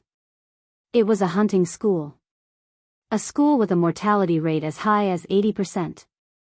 Even if you are a special forces soldier who can participate in the hunting school selection, what gives you the confidence to say that you can survive in a place like the hunting school?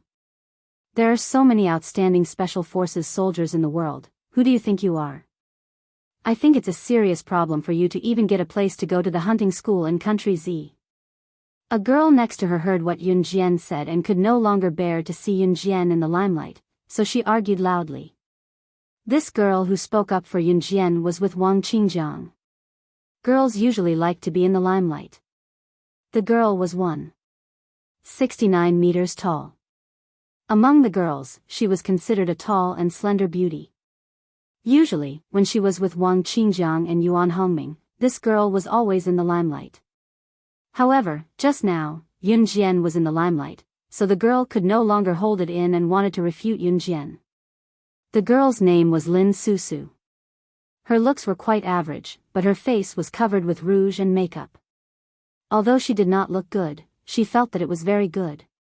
If she can't get a place, there will be no special forces soldier who can represent country Z in the hunting school. Hearing Lin Susu's words, Wang Dong, who was standing next to her, was very unhappy. Wang Dong refuted Lin Susu almost immediately. To Wang Dong, Yun Jian was the symbol of strength. Lin Susu pursed her lips after being refuted by Wang Dong. However, Lin Susu was not happy at all. I know, didn't you say that she is the daughter of an officer? You are obviously trying to please her by saying that. As a special forces soldier, you are really embarrassing. Lin Susu was rendered speechless by Wang Dong's retort. She clenched her fists, suddenly recalling how Wang Dong had addressed Yun Jian as Officer Ji's daughter. Since she was the daughter of an officer, then Wang Dong was a subordinate. It was not impossible for Wang Dong to please Yun Jian. Moreover, the possibility of Wang Dong wanting to please Yun Jian was very high. Even Lin Susu herself felt that she was very smart to be able to think of this. *T. My uncle wouldn't say that. Although Wang Qingjiang had doubted Yun Jian in the beginning, he was proud of his uncle. Therefore, although Wang Qingjiang was on Lin Susu's side, he would immediately refute Lin Susu when necessary. I don't believe you. Officials always protect each other. She is the daughter of an officer and has a reliable father, so. Lin Susu was about to say something when she heard Lin Susu's words. Yun Jian's eyes shone as she caught sight of a slender figure outside the park. It was Qin Yu. Qin Yu was strolling over. The moment she saw Yun Jian, she nodded at Yun Jian and greeted, Sister Jian. Sister Jian? Sister? Other than Zhang Xiaofeng and Chen Sini, everyone else was taken aback. Lin Susu, in particular, stood out more than anyone else. Amidst everyone's shock, Yun Jian gestured at Qin Yu and the latter told Yun Jian in front of everyone, Sister Jian, it's as expected. Sister Jian, it's just as you expected. The dozen snipers that Blood Doll sent to kill you last time were just to test your skills. Just as Qin Yu finished, she was drowned out by Wang Dong's soul-stirring voice. Wang Dong widened his eyes in shock and exclaimed at Yun Jian and Qin Yu in front of everyone.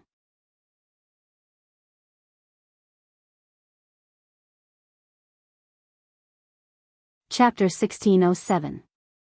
Once Wang Dong said that, everyone around them was dumbfounded. Yun Jian was killed by a sniper? How did she manage to survive? She was still standing here alive. What did this mean? It meant that she was strong enough to avoid the sniper's attack. If one were to ask, a sniper would usually kill someone without making a sound. Before a sniper killed a target, it was impossible for them to tell their target that they were coming to kill them, so run quickly, right? When a sniper killed someone, they aimed directly at them and ran away after a headshot when the person appeared. If Yun Jian was killed by a sniper and still managed to realize that the sniper was shooting her, it could only mean one thing. That was her vigilance and insight, which were extremely powerful and exquisite. Therefore, Qing Yu's words were a direct reflection of this. That was how strong Yunjian's ability was. Lin Susu's expression changed as if she had just eaten dog poop before everyone's eyes. Qing Yu's words were a clear indication of how strong Yunjian was. Wang Dong was only surprised for a moment before he stopped showing an exaggerated expression. After all, when Yunjian escaped from the dungeon back then, there were so many people with machine guns aimed at her. Yunjian had killed the guards with machine guns in such a dangerous place and led them out of the dungeon. Snipers were scary because they could snipe you from a high vantage point when you couldn't even detect them. Yunjian's ability, however, could definitely take them on. Blood Doll's sniper isn't enough to threaten my sister Jian. Qing Yu scoffed and said. Qing Yu looked sweet, but when she spoke, there was an eerie chill in her voice. It rendered Lin Susu, who despised Yunjian's ability just now, speechless. I didn't expect you to be so good. Wang Qingjiang decided to take back his previous words and hit on Yunjian officially. Hence, Wang Qingjiang spoke to Yunjian. Yunjian ignored him. Ahem. I underestimated you before. Let's be friends officially. You see, you're also a Special Forces soldier. My uncle is also a Special Forces soldier. You two can take care of each other when you go to the hunting school's training ground. Wang Qingjiang began to use the most old-fashioned and vulgar way to strike up a conversation with Yunjian. Yunjian still didn't reply. At the same time, Yunjian turned around and was about to leave the park. She even said to Zhang Xiaofeng, practice by yourself. I'll check your progress next time. At this point, Yunjian was already planning to walk out of the park. Only then did Wang Dong scratch his head, somewhat at a loss. Listening to his nephew's words, the meaning behind his words wasn't Yunjian friends with his nephew, Wang Qingjiang? Just as Wang Dong was feeling puzzled, Yunjian had already asked Qing Yu to leave the park with her. This time, Wang Qingjiang was anxious.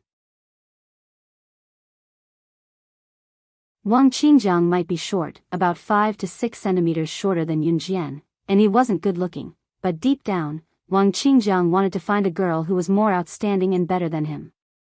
To put it bluntly, Wang Qingjiang just wanted to be a gigolo who only knew how to eat white rice. It was a pity that his looks were nothing like a gigolo. Hey, don't go. Let's be friends. Let's get along. Wang Qingjiang obviously wanted to flirt with Yunjian.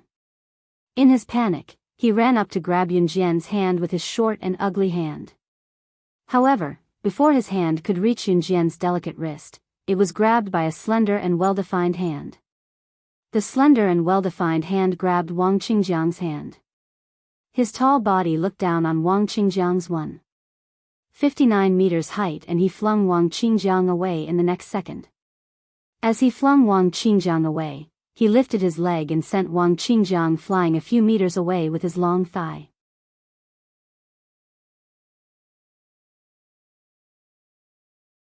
Chapter 1608. Wang Qingjiang was sent flying several meters by Siyi's kick. He hurriedly covered his heart, which was about to jump out of his chest, and looked at Siyi with pain and malevolence. Your woman? She's your woman? She didn't even show it on her face. What right do you have to say that she's your woman? Wang Qingjiang was indignant. He growled at Siyi as he stood up and walked over to Yunjian. He met eyes with Siyi, who was standing in front of Yunjian. Siyi was 1.85 meters tall, while Wang Qingjiang was 1.59 meters tall. The height difference between the two of them was even bigger than the height difference between Yunjian and Siyi. Yunjian was 1.65 meters tall, which was 6 centimeters taller than Wang Qingjiang. Wang Qingjiang looked directly at Siyi, but he couldn't even see Siyi's chin. As a boy, he was standing in front of Siyi, and he even tried to force himself to look into Siyi's eyes. This was simply too hilarious. Wang Qingjiang naturally realized that Siyi was taller and more handsome than him. He swallowed a mouthful of saliva and tiptoed slightly. Seeing that he couldn't gain any advantage in front of Siyi, He turned his head to look at Yunjian. After glancing at Yunjian, Wang Qingjiang turned his head to look into Siyi's eyes again. Then he said to Siyi in a serious tone, "Teacher said that we can't discriminate against people. The teacher said that I can't discriminate against anyone. Although I'm not tall enough and I'm not particularly good looking, I won't be as unreasonable as you.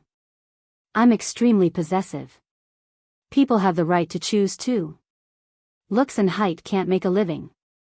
At least she won't despise me like you do. If you don't believe me, you can ask her if she despises me. Will she choose me? I don't think she'll despise me. She'll definitely choose me." Wang Qingjiang grasped each and every word very well. If Yun Jian did not choose him, then it would mean that Yun Jian despised him for being short and ugly. Others would think that Yun Jian was a snobbish person. Wang Qingjiang didn't know about the relationship between Ce and Yun Jian. He thought that Ce and Yun Jian's relationship was just a pair of young men and women who were in love.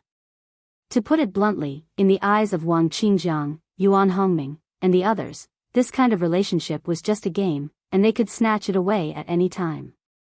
However, anyone who knew about Ce and Yun Jian's relationship would think otherwise. "Good job, Qingjiang. Looks like you've made up your mind to flirt with this girl." A boy beside him started to jeer again. His tone was full of bragging. Wang Qingjiang was really excited when he heard that.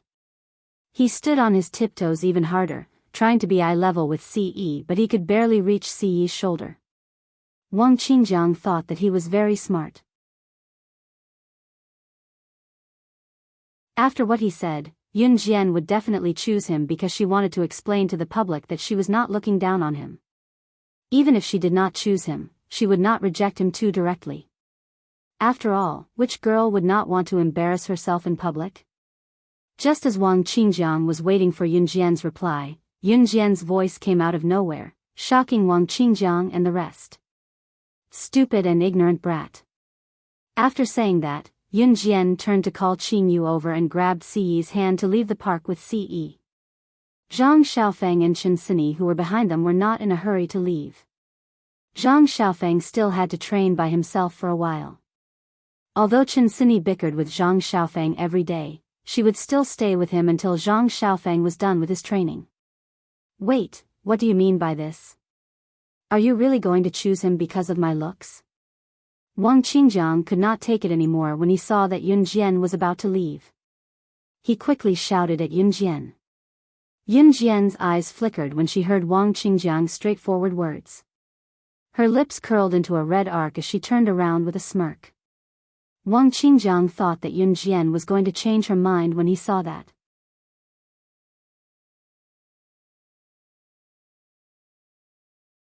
Chapter 1609. He had a lot of stamina. A lot of stamina? Was she referring to him? Cough cough. Ce, who wanted to stand up for Yun Jian, coughed lightly. His large palm held Yun Jian's hand firmly as he stood beside Yun Jian with his head lowered, looking at her exquisite side profile, thinking that she was telling him that he had a lot of stamina. Ce thought, he should really work harder. His Xiao Jian had praised him so much. If he did not work hard and blossom, how was he going to bear fruit? He wanted her to give birth to a bunch of children for him. Hearing what she said, Ce lowered his head slightly with a smirk. He wanted Xiao Jian to give birth to a football team for him. It was not enough. Were the two of them enough? It was better to live and grow old together. No. His Xiao Jian would give birth to something bad. If his Xiao Jian fell sick from giving birth, he probably would not be able to rest easy for the rest of his life. You guys? Both of you? Everything else aside, Wang Qingjiang was really getting the wrong idea. Yun Jian and Ce? Yun Jian and Ce. Both of them were already, most importantly, what Yun Jian said just now was an obvious and deliberate contrast to what she had said. Did that mean that Yun Jian said that he definitely could not do it? What about the opposite? Men usually hated being told that they could not do it, so Wang Qingjiang nearly spat blood when he heard what Yun Jian said. Most importantly, Yun Jian had said what she said just now in front of so many people without blushing or skipping a beat. You guys, Wang Qingjiang pointed at Yun Jian and Ce, his hand trembling as if he was bent over by a spring. The trembling was astounding. Xiao Jian loves that I have a lot of stamina. Ce continued Yun Jian shamelessly, ignoring Wang Qingjiang who was trembling in exasperation as he wrapped his arm around Yun Jian's slender waist and lowered his head slightly. His height and figure that matched Yun Jian was enough to dazzle the eyes of everyone present. Then, he leaned close to Yun Jian's ear and moaned softly. Ce's action drove everyone even more crazy, especially Wang Qingjiang. A perfect match, wasn't it referring to Yun Jian and Ce? Compared to this, Wang Qingjiang's previous actions were truly foolish to the extreme. Wang Qingjiang was irritated by Yun Jian and Ce's banter. That was not all. Ce added, Xiao Jian, let's go back to our home. The main point of Ce's home for both was too obvious and intentional. In spite of it, Wang Qingjiang was truly shocked by Ce's words. You guys are living together? Everyone present was shocked, but no one was as shocked as Wang Qingjiang. Yun Jian and Ce were living together? Why can't we live together when our parents have already approved of it? Ce was truly addicted to bragging as he looked straight at Yun Jian with a handsome smile. I heard from Officer Ge that he has a son-in-law he's set on. He said that once his daughter reaches legal age, he'll register at the Civil Affairs Bureau immediately.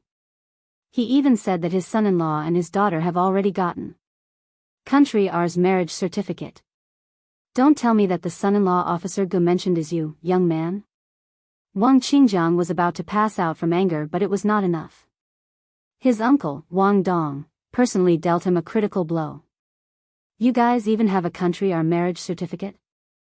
You guys are married? Wang Qingjiang glared at Yun Jian and Ce like he was about to vomit blood. He had not noticed it earlier, but he suddenly noticed that both Yun Jian and Ce were wearing wedding rings. At first, Wang Qingjiang thought that girls liked to wear such things, so he did not pay much attention. Now, however, these were probably Yun Jian and Ce's wedding rings.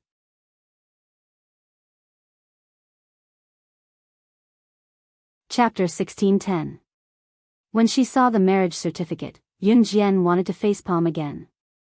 He really couldn't bear to not keep this marriage certificate in his trouser pocket at all times, not even for a second.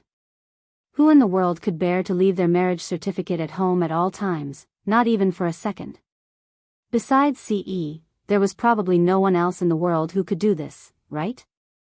Ce's actions also shocked Wang Dong. This young man actually hid his marriage certificate in his pocket? Moreover, he even took it out to show off and then hid it back in his trouser pocket like a treasure. Wang Dong didn't know whether to laugh or cry. To be honest, other than Ce, no one else in the world could do what Ce did. Of course, this also made everyone present feel a little bit, a very strong little bit. That was how much Ce treasured Yun Jian. He even hid his marriage certificate with Yun Jian like a treasure. Not to mention how much he doted on Yun Jian. Furthermore, Ce was so handsome. Not only was Ce handsome, but he also doted on Yun Jian to a whole new level. He was the object of envy of all the girls present. However, in the eyes of such a person, there was only Yun Jian's figure. His eyes were filled with her. Haha. You two are really loving. Even Wang Dong couldn't help but praise them. Wang Dong was Wang Qingjiang's uncle, but his character was completely different from Wang Qingjiang's. Wang Dong was 1.75 meters tall, and good-looking. Coupled with his current achievements, he was only in his 30s, so he could be considered a young and accomplished person. When he saw how loving Yun Jian and Ce were, Wang Dong couldn't help but praise them. It was only when he was done with his compliments that Wang Dong told Ce, "Young man, you have a bright future by doting on your woman. I have to learn from you too. When I have a girlfriend in the future, I have to dote on her too. I'll treat her as my sweetheart." Ce didn't react much to Wang Dong's words. To Ce, be it in front of others or behind others, Xiao Jian was the apple of his eye. She's my life. Ce returned the words to Wang Dong. She was his life, and he would use his own life to protect hers. No matter if it was him as a divine lord or the current him. It was just like how he had given up on his godhead in her previous life, risking his soul being destroyed and almost falling, without any hesitation to save her, whose soul should have been destroyed. He had said that even if he were to die, he would die in her place. Even if her soul was scattered, he would be the one to bear it for her. After returning home from the park, Yun Jian and Ce parted ways with Qin Yu. Qin Yu skipped back to her place and went home to change before going on a date with Yun Yi. In the empty suite where the north wind howled, the pitiful single Gu Nianji hugged her pillow as she watched Qin Yu skip into the room to change into pretty clothes and go on a date with Yun Yi. When Yun Jian and Ce got home, they went to Mrs. Yang's house to look for Xiao Yunju and the others. Qin Yiru had gone back to the countryside to accompany Qin Fangfang, so she was not at home. Yun Jian and Ce went to Mrs. Yang's house to check on Xiao Yunju and the others. Seeing that they were happy at Mrs. Yang's place, Yun Jian went home with Ce without worry. Just as they reached home, Yun Jian received a piece of news. Xiao Yunju's biological mother in this life would be recovering and returning in 2 months. Xiao Yunju's biological mother in this life was a woman with a hard life. It was not easy for her to raise Xiao Yunju's physical body. Xiao Yunju's biological mother was stabbed and almost died the last time. Yun Jian sent her abroad for emergency treatment and saved her life. After recuperating for so long, she would be back soon. Would she take Xiao Yunju with her? What are you looking at? There were only Yun Jian and Ce at home. Ce saw Yun Jian looking down at a message on her phone, studying something. He hugged Yun Jian from behind. Yun Jian turned off her phone and shook her head lightly. Nothing. Just as Yun Jian turned off her phone, Ce looked at her lips that were as red as strawberries. He could not help but take out his belt to tie up Yun Jian's hands and raise them above her head.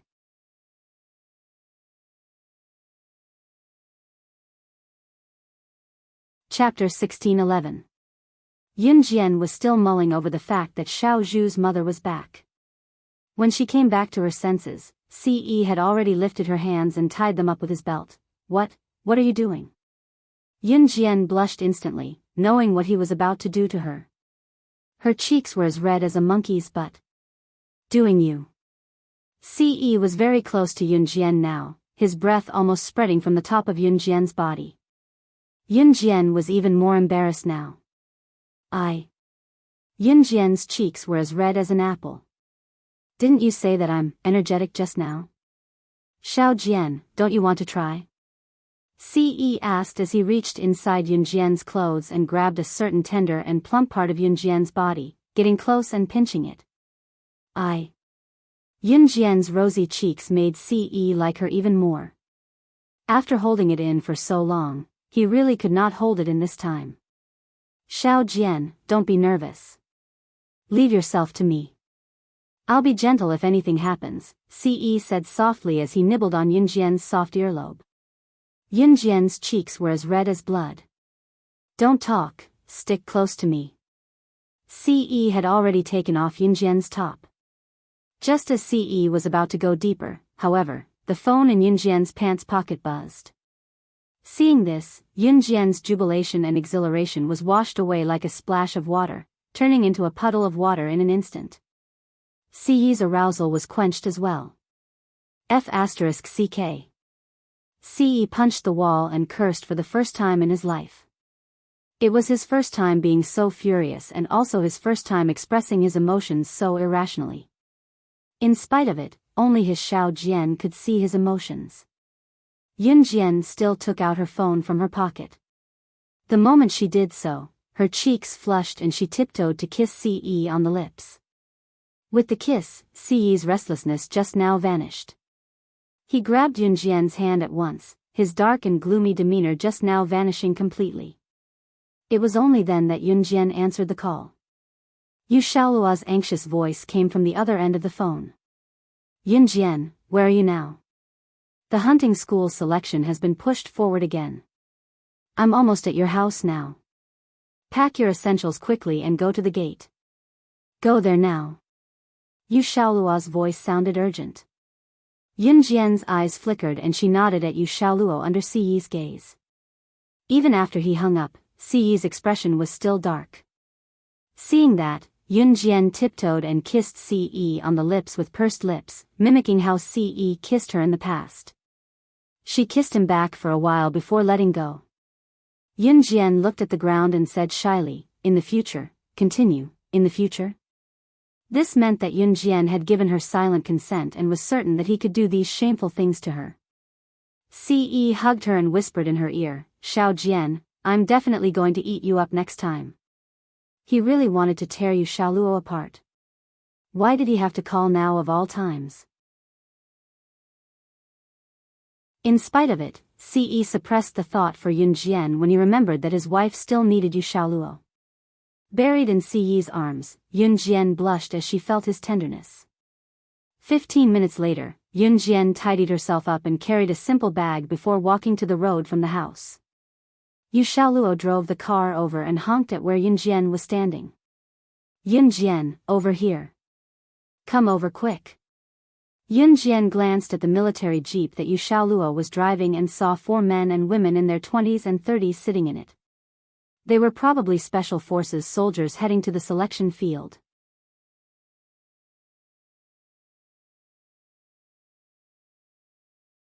Chapter 16:12. Fasten your seatbelts, we're leaving. Yu Xiaoluo smiled when he saw Yun Jian hopping into the car.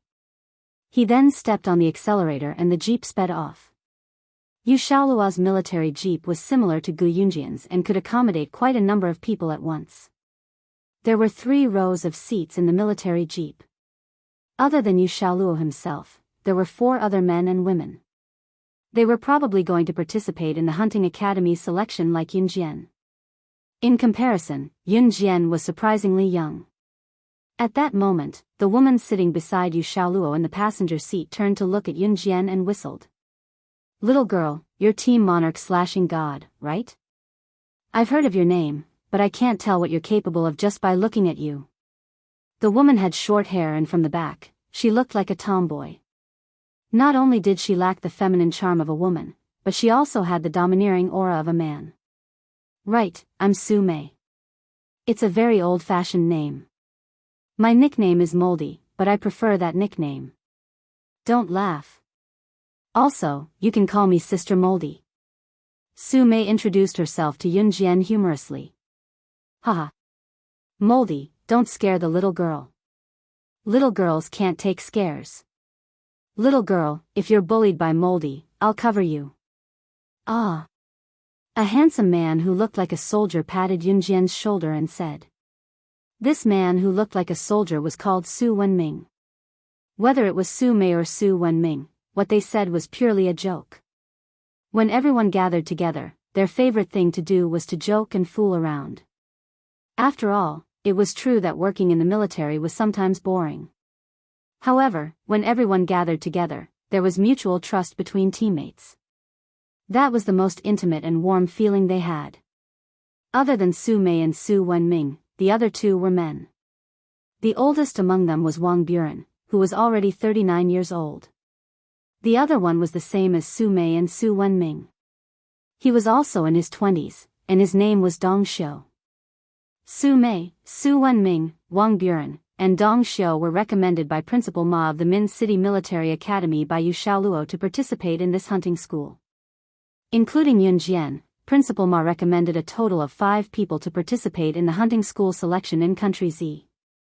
Of course, other than Principal Ma, who could nominate talents, other officers from all over the country who were at the same level as Principal Ma, or even higher than him, could nominate talents to participate in the Z Country hunting school selection. The reason why the selection was held in Z Country was because the mortality rate of the hunting school was too high. Before sending the special forces to the hunting school, they had to select the best talents, right?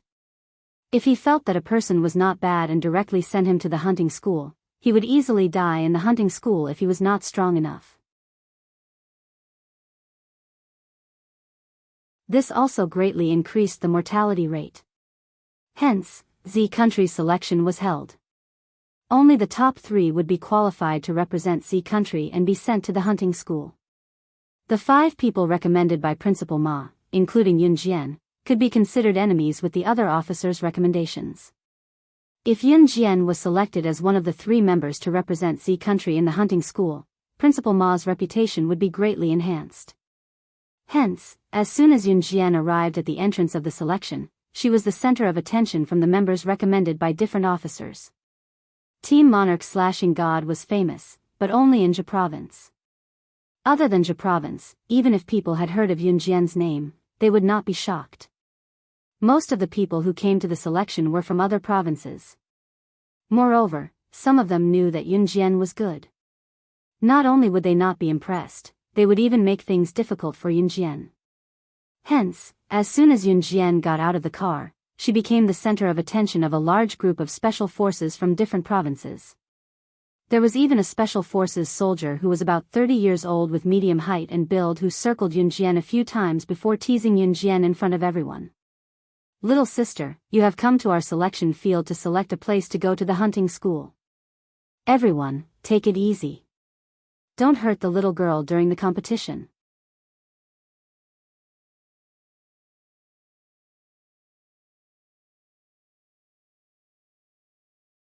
Chapter 16:13. Stop laughing. Everyone gather.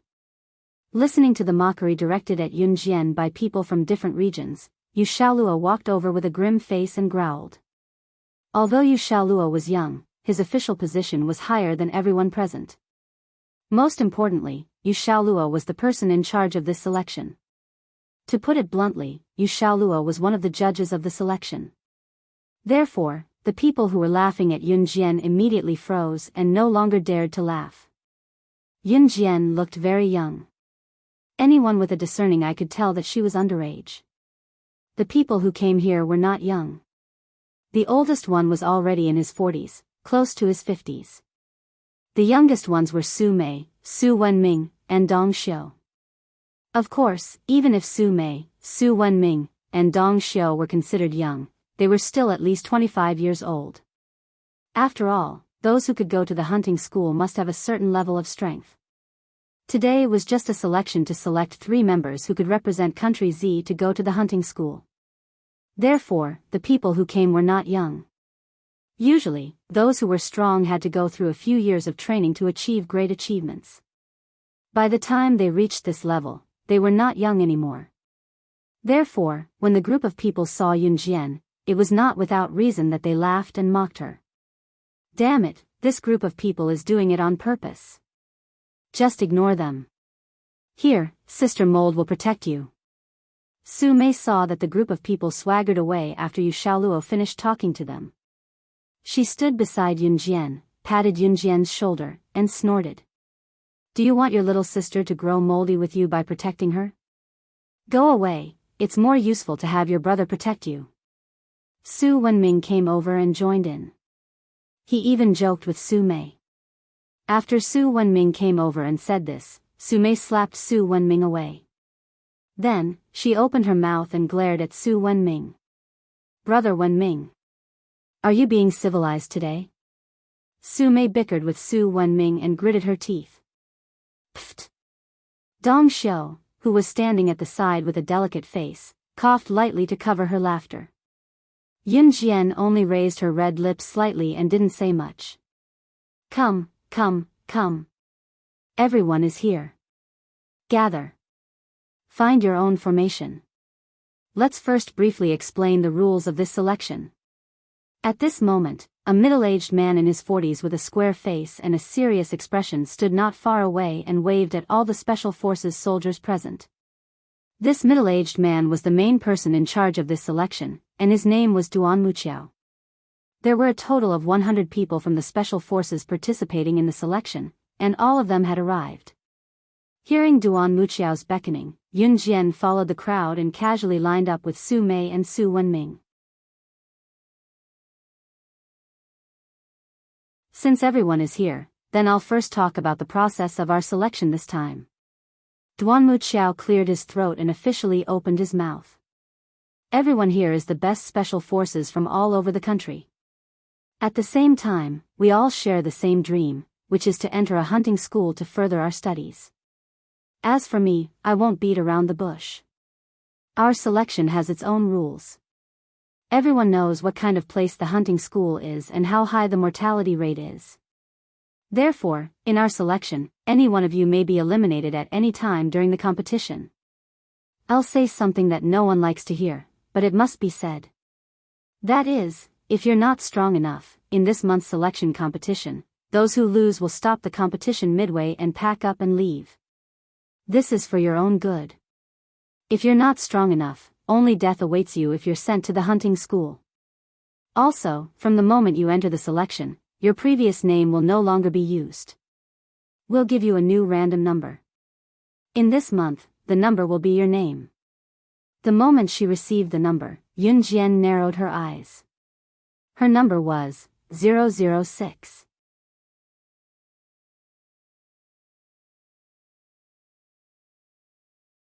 Chapter 1614. Duan Muqiao cleared his throat and continued when he saw that all the numbered cards had been randomly distributed to each member. The number in your hands will be your name in the selection field. From now on, unless you are eliminated from the selection field, the number in your hands will be your name. Do you hear me clearly? We hear you clearly. Everyone replied loudly. Hearing this, the person in charge of the selection field, Duan Muqiao, nodded lightly. Then, he turned around and handed over some instructions to the other person in charge before leaving. Duan Muqiao was not only the person in charge of the selection field this time, but he was also the overall person in charge of the selection field. As the overall person in charge, Duan Muqiao would not appear at the selection field all the time. Today was the start of the selection field, so Duan Muqiao appeared here to announce the rules. After Duan Muqiao left, Yu Xiaolua waved at everyone. Everyone, enter the selection field and pack up your things. Our selection competition will begin soon. The moment they heard that the qualifiers were about to start so soon and that there was no chance for them to take a breather, everyone present took a deep breath. However, no one said a word of objection. No one would wait for you to adapt to the environment. If you said a word of no, you would be directly kicked out of the selection field. Yin Jian, what's your number? Su Mei asked excitedly in Yun Jian's ear after the assembly was dismissed. 006. Yun Jian narrowed her eyes and uttered nonchalantly. 006. This number was exactly the same as the number she had when she first entered an Hun organization in her previous life. In her previous life, when she first entered an Hun organization, she used numbers to refer to each other. Only after a small number of people survived were they allowed to use their own numbers. Heh, we're in luck. My number is 099.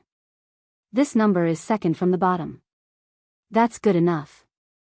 Su Wenming came up from the side and mocked himself with a smile. You can go in now. Wang Buren, the oldest and most composed of the five, spoke up.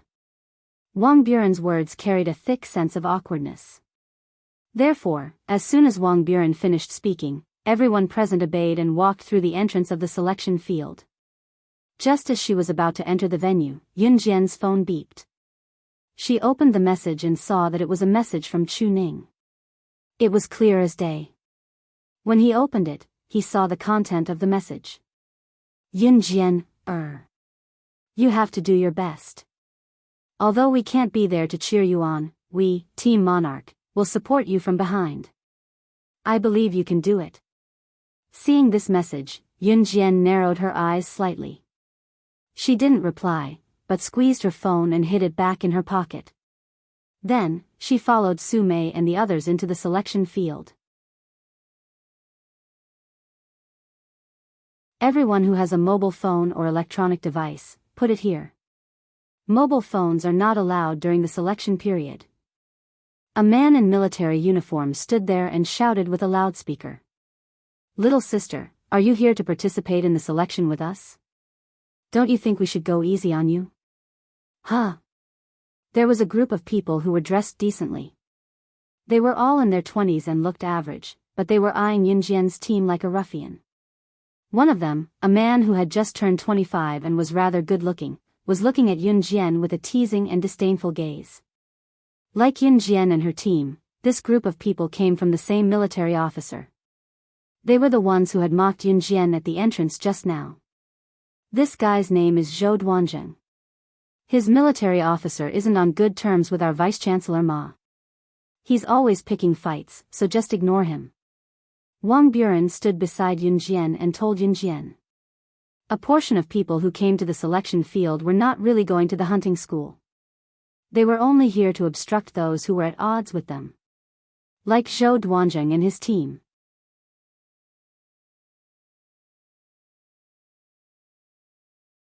Chapter 16:15. After Yun Jian responded, she placed the phone in the box in front of the man in military uniform who was shouting through the loudspeaker. The selection competition lasted for a month. During this month, cell phones were not allowed to appear.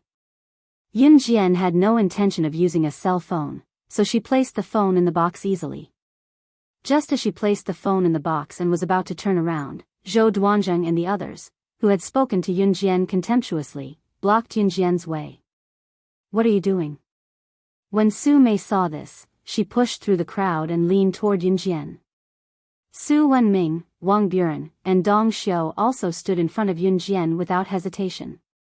Su Mei and the others thought that Yun Jian was their junior and needed to be protected. They knew that Yun Jian must have some ability to be here. There were about 10 people in Zhou Duanzheng's group. It was obvious that the military officer who sent Zhou Duanzheng's group to the selection competition was stronger than Principal Ma, so he was given more slots than Principal Ma. At this moment, Zhou Duanzheng was surrounding Yun Jian's group. With Zhou Duanzheng as the leader, the group surrounded Yun Jian's group of 5. After a while, Zhou Duanzheng looked at Yun Jian contemptuously and said, "Little girl, I think you know what's good for you. How about you leave the selection competition in 3 days? I'll reward you with candy." Zhou Duanzheng looked at Yun Jian from the corner of his eyes as he spoke. "Leave in 3 days? Are you threatening her to forfeit? You're too." Su Mei was inexperienced after all. She stared at Zhou Duanzheng with wide eyes. Just as she opened her mouth to speak, Wang Buren held her back. Wang Buren was already 39 years old. He had been with Principal Ma for many years, so he knew a lot about this kind of thing. Zhou Duanzheng's group came over to threaten them because they had more people. Of course, the reason why Zhou Duanzheng's group would openly target Yun Jian, Su Mei, and the others was because of the person who sent them here. It was because the person who recommended Zhou Duanzheng and the others to participate in the selection was at odds with Principal Ma, who recommended Yun Jian and the other 4 to participate in the selection. This led to the current situation. The reason why Wang Buren didn't want Su Mei to continue talking about this was because it wasn't appropriate to talk about it.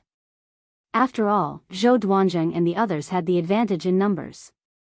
"Little sister, let me give you a piece of advice. If you know what's good for you, then obediently leave. You won't get a single spot in this year's hunting school. If you're smart, hand it over, or else." Zhou Duanzheng didn't continue. However, everyone present knew what Zhou Duanzheng was about to say. "All right, let's go," Zhou Duanzheng said rudely. Turning around, the group headed back to their residence. However, just as they took 2 steps, a voice that was as pleasant as the sound of nature came from behind them, but it was also ear-piercing. "If people like you enter the hunting school, you will definitely die." This voice was as pleasant as the sound of nature, but every sentence was as sharp as needles. It immediately attracted the attention of Zhou Duanzheng and the others who were walking back to their residence. When Zhou Duanzheng and the others turned around and heard that these words came from Yun Jian, who was the youngest and supposedly the weakest, Zhou Duanzheng was stunned for a moment. Even Su Mei, Su Wenming, and the other 3 who were standing beside Yun Jian couldn't help but be stunned. "Hey, listen, what did the little sister say? She said that if people like us enter the hunting school, we will definitely die." Zhou Duanzheng said rudely after he came back to his senses. This sentence once again attracted the attention of all the spectators around them. As Zhou Duanzheng spoke, he even whistled softly. Then, He looked at Yun Jian and continued to speak to Yun Jian while shaking the tips of his toes. From what the little sister is saying, you've been to the hunting school? Ah, ha ha ha. When Zhou Duanjing said this, everyone around them laughed. Zhou Duanjing's words were obviously denying Yun Jian. A little sister who was as young as a fart had been to the hunting school? What kind of joke was this? However, just as everyone present was chuckling, they heard Yun Jian's cold voice coming from the opposite side, which struck everyone's heartstrings.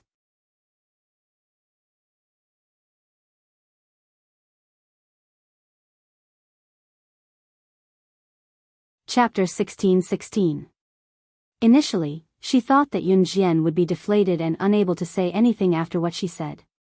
After all, the hunting school was located in a secluded place.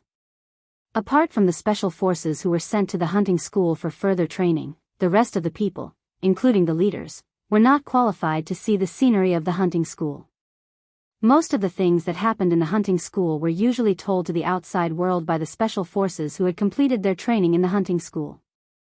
Apart from that, the hunting school and the outside world were two different places that were tightly guarded. Of course, there were one or two people internationally who could enter and leave the hunting school as they pleased, fooling the principal of the hunting school. Of course, there were only one or two of them. Among these two people, the most representative one was Slaying God, the #1 assassin on the international ranking. Therefore, after listening to what Yun Jian said, Zhou Duanjing and everyone present looked at Yun Jian as if she was a joke. Pfft, little girl, how old are you? You said you've been to the hunting school? Zhou Duanjing was choking with laughter. At that moment, there was no end to the laughter. Yun Jian, ignore them. Let's go. Even Su Mei could not take it when he spoke to an underage child in such a tone. She grabbed Yun Jian's hand and walked toward the dormitory. Everyone present was left laughing so hard that they were choking. Yun Jian did not say anything else. Sometimes, it was better to use actions to prove things rather than using words. The dormitory here was unisex. Of course, every bedroom was separated into male and female bedrooms. In other words, one of the bedrooms next door might be occupied by a woman, while the other one might be occupied by a man. However, in a bedroom with 4 beds, either 4 men or 4 women would be occupied by 4 men. Yun Jian and Su Mei walked into a girl's bedroom together. One bedroom here could accommodate 4 people. Girls only made up a single-digit number of people who came to participate in the preliminaries. Among them, there was no lack of people who relied on their connections to get in. For example, when Yun Jian and Su Mei walked into the bedroom, they saw a woman around 21 or 22 years old lying on the bed with her phone in her hand, chatting intimately with the person on the other end of the phone. Hey, dear, I'm here. I'm in this dormitory. This place is so broken.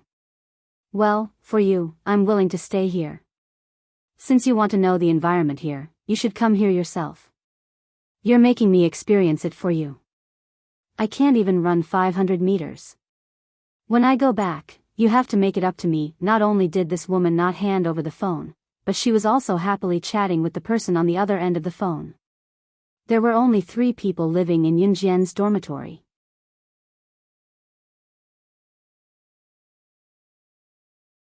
In addition to Yun Jian's dormitory, there was another female dormitory next door, which was full of 4 people. In other words, there were only 7 girls out of the 100 spots. Among them, there was no lack of people who had snuck in through connections. All members, listen to my order. Please put on your military uniforms and gather at the gate in 10 minutes. If you don't put on your military uniforms and gather at the gate in 10 minutes, you will not have dinner tonight. An officer's shout came from the door. After the people in each dormitory heard the order, they started to get busy. The girl who was talking on the phone quickly hung up and changed her clothes. What the hell? Not even giving him food? This was too cruel. Did they have to be so cruel? The girl complained as she spoke. She looked as if she had been treated inhumanely. Yun Jian narrowed her eyes. At this moment, she seemed to have found her old self in the organization. Cruel? Not being able to put on their military uniforms in 10 minutes and running to the gate without food was considered cruel. In her previous life, when she was in the organization, she had to put on her military uniform and go to the gate in half a minute. If she didn't do it, the machine gunners at the gate would enter and kill the people who were still in the dormitory. Half a minute later, the officer holding the loudspeaker blinked and suddenly saw Yun Jian standing in front of him in her military uniform. He was stunned for a moment and couldn't help but be shocked. Only half a minute had passed. Normally, the fastest man would need about 2 minutes to put on his military uniform and run out. Why did this little girl only need so little time to change and come out so quickly?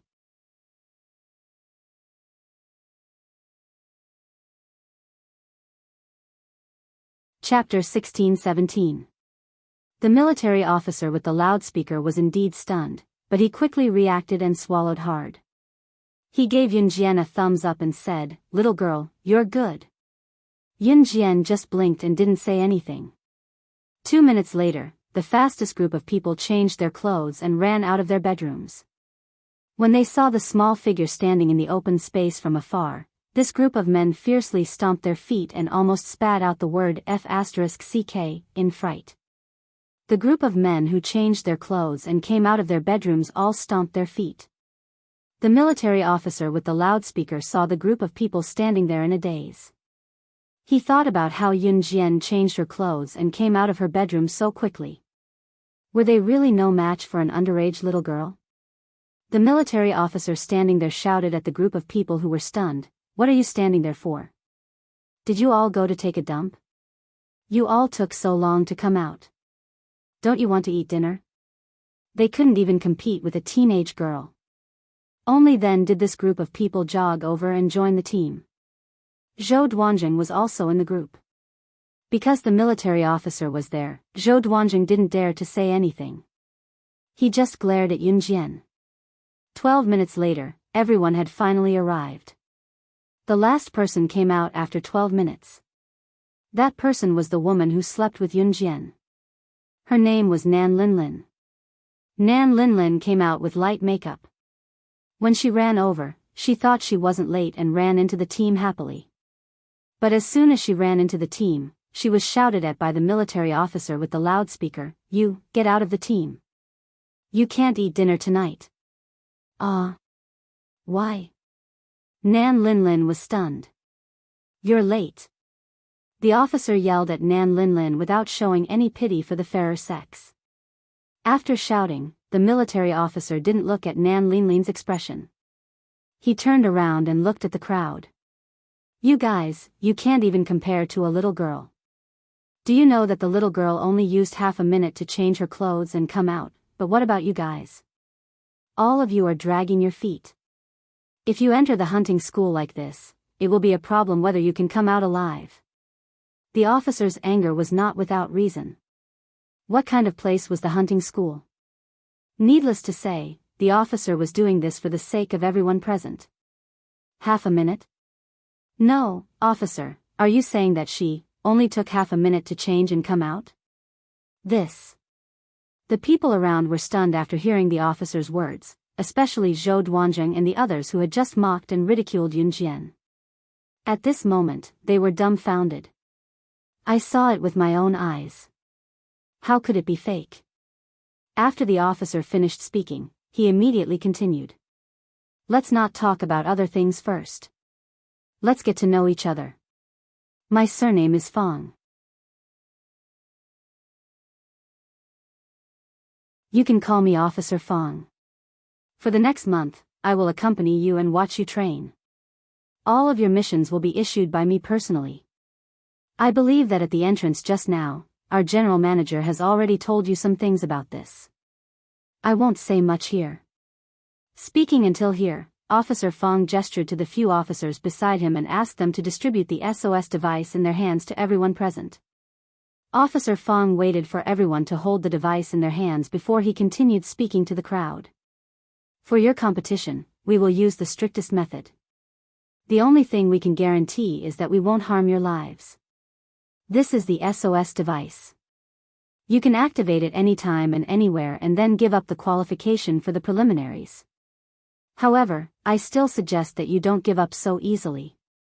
Officer Fong had just finished speaking when a "Kacha" sound was heard. Everyone suddenly heard the sound and looked towards the source of the sound. They saw Yun Jian throwing the SOS device in her hand to the ground and stomping on it hard, crushing it on the spot. Seeing this, everyone present exclaimed, "What the F***ck? Are you dumb?" Zhou Duanzheng, who had surrounded Yun Jian just now, couldn't help but ridicule. "Why did you crush it? Don't you want to leave yourself a way out and a chance to choose to give up?" Officer Fong was also shocked as he asked Yun Jian. Under everyone's gaze, Yun Jian narrowed her eyes. She calmly said something that made everyone's blood boil, but no one had the guts to say it. "Only when I destroy my way out and only have the way forward to survive will I give it my all."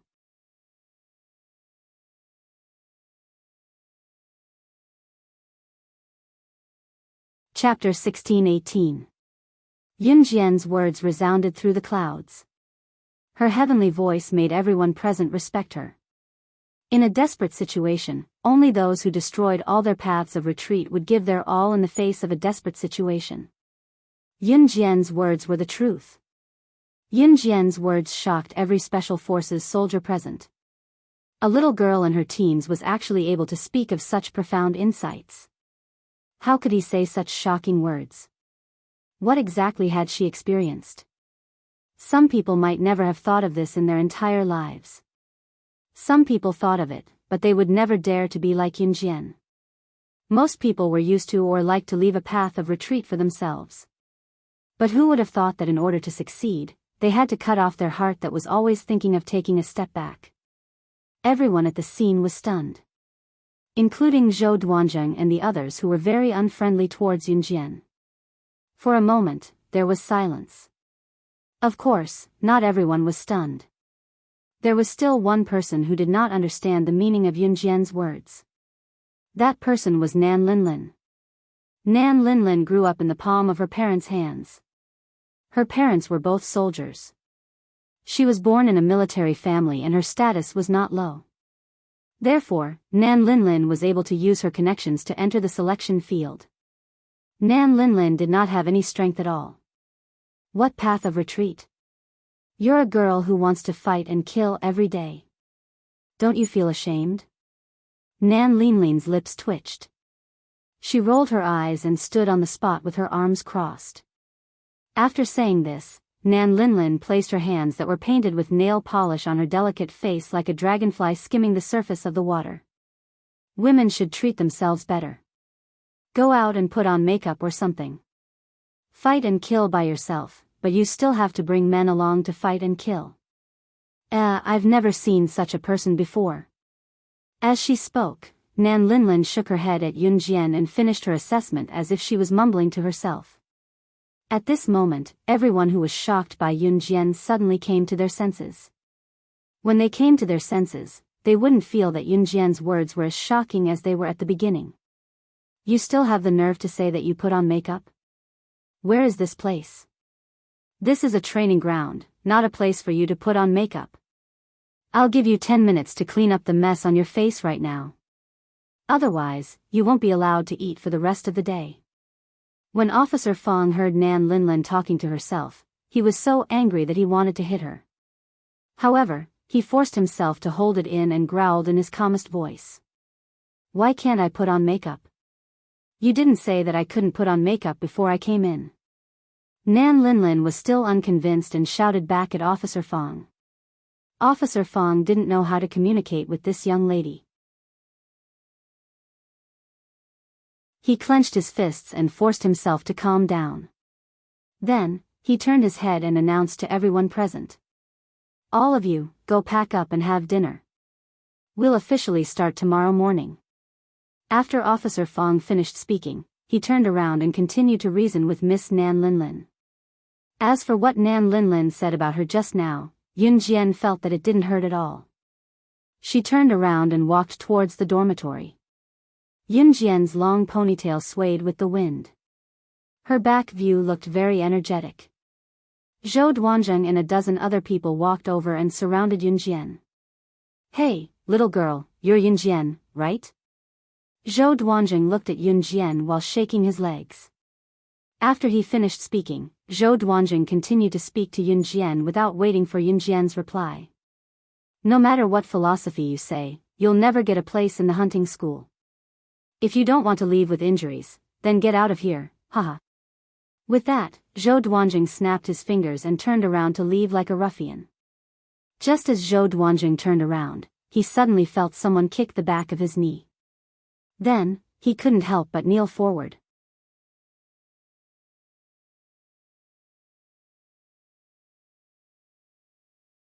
Chapter 1619. Yun Jian kicked Zhou Duanjing to the ground. Although Zhou Duanjing was kneeling on the ground, he did not feel any pain. He turned around and glared at Yun Jian. Just then, the people who were with Zhou Duanjing quickly ran over and helped him up.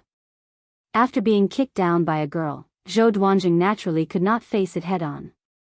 However, Zhou Duanjing only clenched his fists and said through gritted teeth, "Let's go." After standing up awkwardly, Zhou Duanjing turned his head and glared at Yun Jian. He said loudly, "Just you wait." Then, Zhou Duanjing and the rest left the scene as fast as they could. "Yun Jian, are you okay?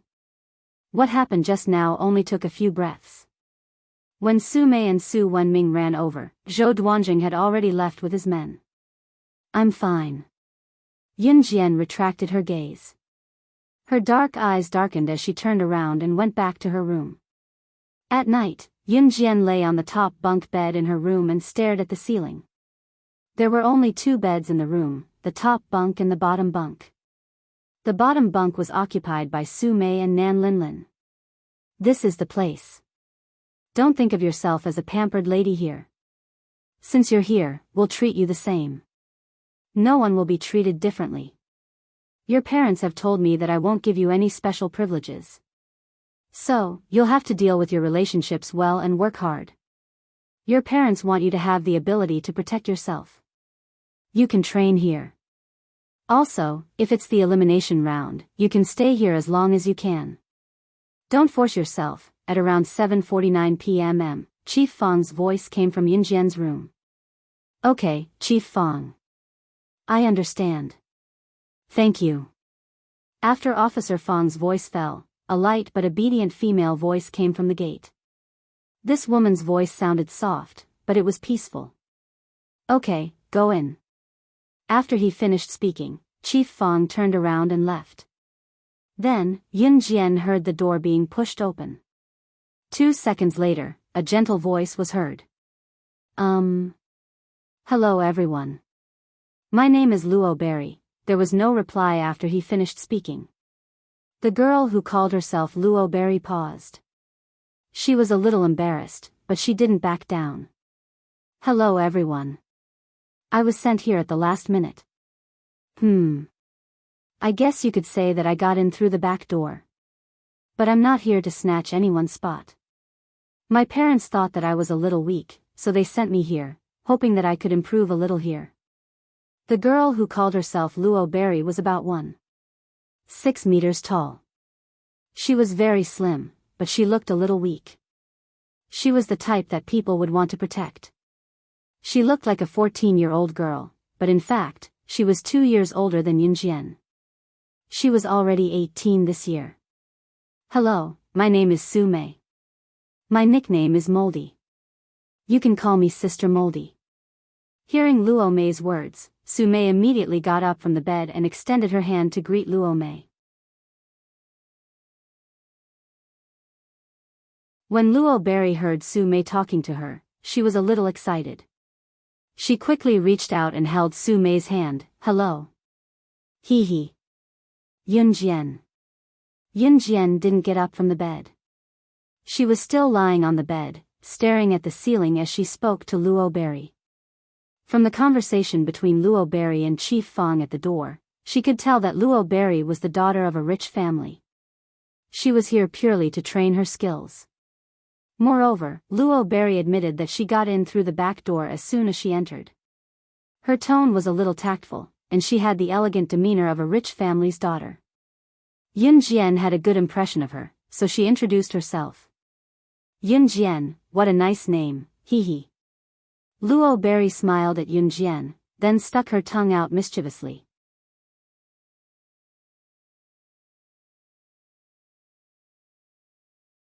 Chapter 1620. Nan Linlin's roar was very loud. The room's soundproofing was not very good. Nan Linlin's roar could even be heard from the room next door. Nan Linlin's roar scared Luo Mei. Luo Mei took a step back in fright. She saw Nan Linlin glaring at her fiercely and roaring, "Why are you yelling? You think you're so great just because you got in through the back door? You're making it sound like no one knows how to get in through the back door. Be careful or I'll ask my dad to kick you out." Nan Linlin threatened her right away. Luo Mei was really scared. Nan Linlin also got in through the back door, but her purpose was different from Luo Mei's. Nan Linlin came for her boyfriend. Her boyfriend wanted to enter the hunting grounds, but he refused to come in himself. Thus, Nan Linlin had to help her boyfriend check out the situation here. Who asked her to love her boyfriend so much? After being yelled at by Nan Linlin, Luo Mei was stunned. "Ignore her. Come here." Su Mei glared at Nan Linlin and pulled Luo Mei to sit on her lower bunk bed. Yun Jian slept on Su Mei's upper bunk. Now, there was only one upper bunk left in the room. It was right above Nan Linlin's bed. Nan Linlin was not young anymore. She was already 21 or 22 years old. She did not know how to give in to Luo Mei. "Thank you, Sister Unlucky." Luo Mei was a little embarrassed to call Su Mei Sister Unlucky. However, seeing Su Mei's nonchalant expression, she did not back down. Don't be afraid. Sister Unlucky will protect you here." Su Mei also liked Luo Mei, so she could not help but say this. "Okay." Luo Mei's innocent face immediately blushed and she nodded vigorously at Su Mei. Then, Luo Mei poked her head out from the lower bunk and looked at Yun Jian's upper bunk bed. She met Yun Jian's eyes and nodded slightly at Yun Jian. Nan Linlin snorted. Then, she turned around and ignored Yun Jian and the others. She continued to call them dear and continued to talk about her phone call. "Wow, so you're all here for the Hunting Academy's quota? I feel that you're all so powerful. My parents think that I'm too weak, so they let me come here." Luo Mei looked at Su Mei and then at Yun Jian, asking with widened eyes. "We're not as powerful as you think." Su scratched her head embarrassedly. "To me, you're all powerful." Mei clapped her hands of the world naively. "Let's sleep. We'll wake up at 5 tomorrow," Yun Jian said after listening to Luo Mei and Su Mei talk for a while. "Okay." Berry nodded and changed into her pajamas. It was already 8 at night. Luo Mei turned Mei suddenly. Luo turned Mei was unlucky suddenly. Mei's Mei are Luo is was at like sleeping. "I'm used to it," Yun Jian replied. "All right." Luo Berry nodded slightly. Then, she folded her clothes, got onto the top bunk, and went to sleep. The night was as still as water.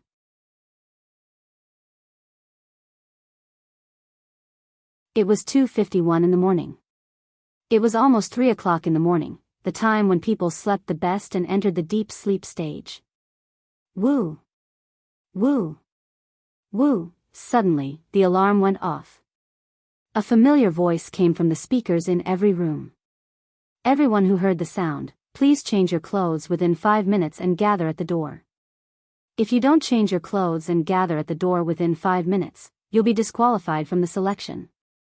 Outside the door, Officer Fong was holding a loudspeaker. His voice was transmitted to every room. Basically, everyone would change into their pajamas before sleeping. There was no doubt about it, unless one was extremely lazy. Officer Fong looked at his watch. He estimated that Yun Jian would come out in 30 to 40 seconds. Officer Fong lowered his head to look at his watch. The moment he looked up, he saw Yun Jian's petite figure rushing towards him. The watch moved by 7 seconds and Yun Jian was already standing in front of him. Some people were still sleepy from his surprise attack. What about Yun Jian? She went from the dormitory to the gate in 7 seconds? Didn't she change her clothes before sleeping? Was she so alert? Even the advanced special forces couldn't achieve her speed.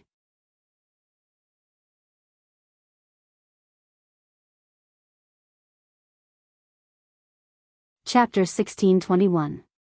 Officer Fong was once again shocked by Yun Jian. However, he saw Yun Jian standing in front of him in a neat military posture. She did not look like someone who had just woken up from a dream. In response, Officer Fong could only swallow hard. He opened his mouth, but no words came out. It was past 2 in the morning, and it was only a few minutes away from 3 in the morning. This was the time when a person was sleeping soundly. At this moment, the alarms suddenly sounded. Everyone was still in a daze, especially since it was the first time they had come to the selection field.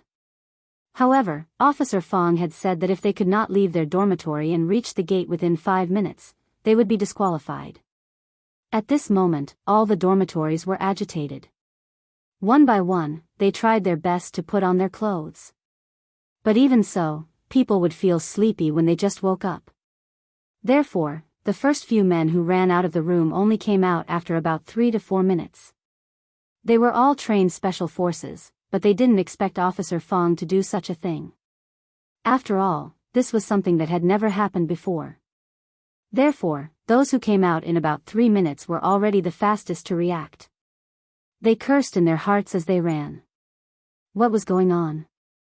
Why did he suddenly wake everyone up in the middle of the night? Luo Berry had already rushed out as fast as she could, but she was still a step too late. She took a little over 5 minutes. When she stood there, Luo Berry was already out of breath. Nan Linlin was not in a hurry at all.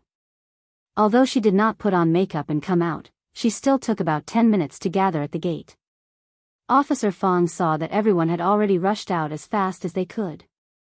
His face darkened and he immediately relaxed his brows. Today is the first emergency gathering. Your performance is not bad, but it's not enough. In the future, the alarm will be sounded at any time and place. At that time, no matter what you are doing, you must put down the things in your hands, put on our military uniforms, and gather at the gate. Do you understand? Officer Fong said as he walked. Understood. Everyone replied loudly. All right, if you understand, go back to sleep. Today is the first day, so I won't punish anyone. But from now on, if there's an emergency gathering and you don't arrive at the gathering point within the stipulated time, you'll be disqualified and you'll have to pack up and leave. We don't accept idlers here. At this point, Officer Fong glared at Nan Linlin. Nan Linlin felt a little guilty after being glared at by Chief Fong. However, Nan Linlin suddenly glared back at Chief Fong and said confidently, Why are you looking at me? Nan Linlin, if you don't come out in time again, pack your luggage and go home. Chief Fong glanced at Nan Linlin. After being scolded, Nan Linlin rolled her eyes as she turned around and walked towards the dormitory. Are you crazy? Waking me up in the middle of the night, I'm already giving you face by coming out. Chief Fong naturally heard Nan Linlin's complaint, but he ignored it. Instead, he called out to Yun Jian, wait a minute. Yun Jian was about to turn back to the dormitory, but when she heard Chief Fong's call, she stopped in her tracks and turned around. Seeing that Yun Jian was stopped, Zhou Duanzheng and the others stopped in their tracks again. Perhaps it was because Yun Jian was quite outstanding during the day, many people stopped in their tracks and looked over. Chief Fong asked her, Yun Jian, have you had any similar training before? No. Yun Jian denied it without hesitation. Seeing that Yun Jian's sincere gaze did not seem to be lying, Chief Fong lowered his eyes and said, All right, I saw you rush from the dormitory to the gate in 7 seconds. Normal people can't do that, so I was a little surprised. It seems that you're very alert when you're sleeping. As soon as Chief Fong finished speaking, Zhou Duanzheng's silly voice was heard. Zhou Duanzheng and the others were dumbfounded. You're tuning into the Biyao's Wuxia Chronicles YouTube channel. Don't forget to subscribe and join us on this journey to catch the most captivating stories.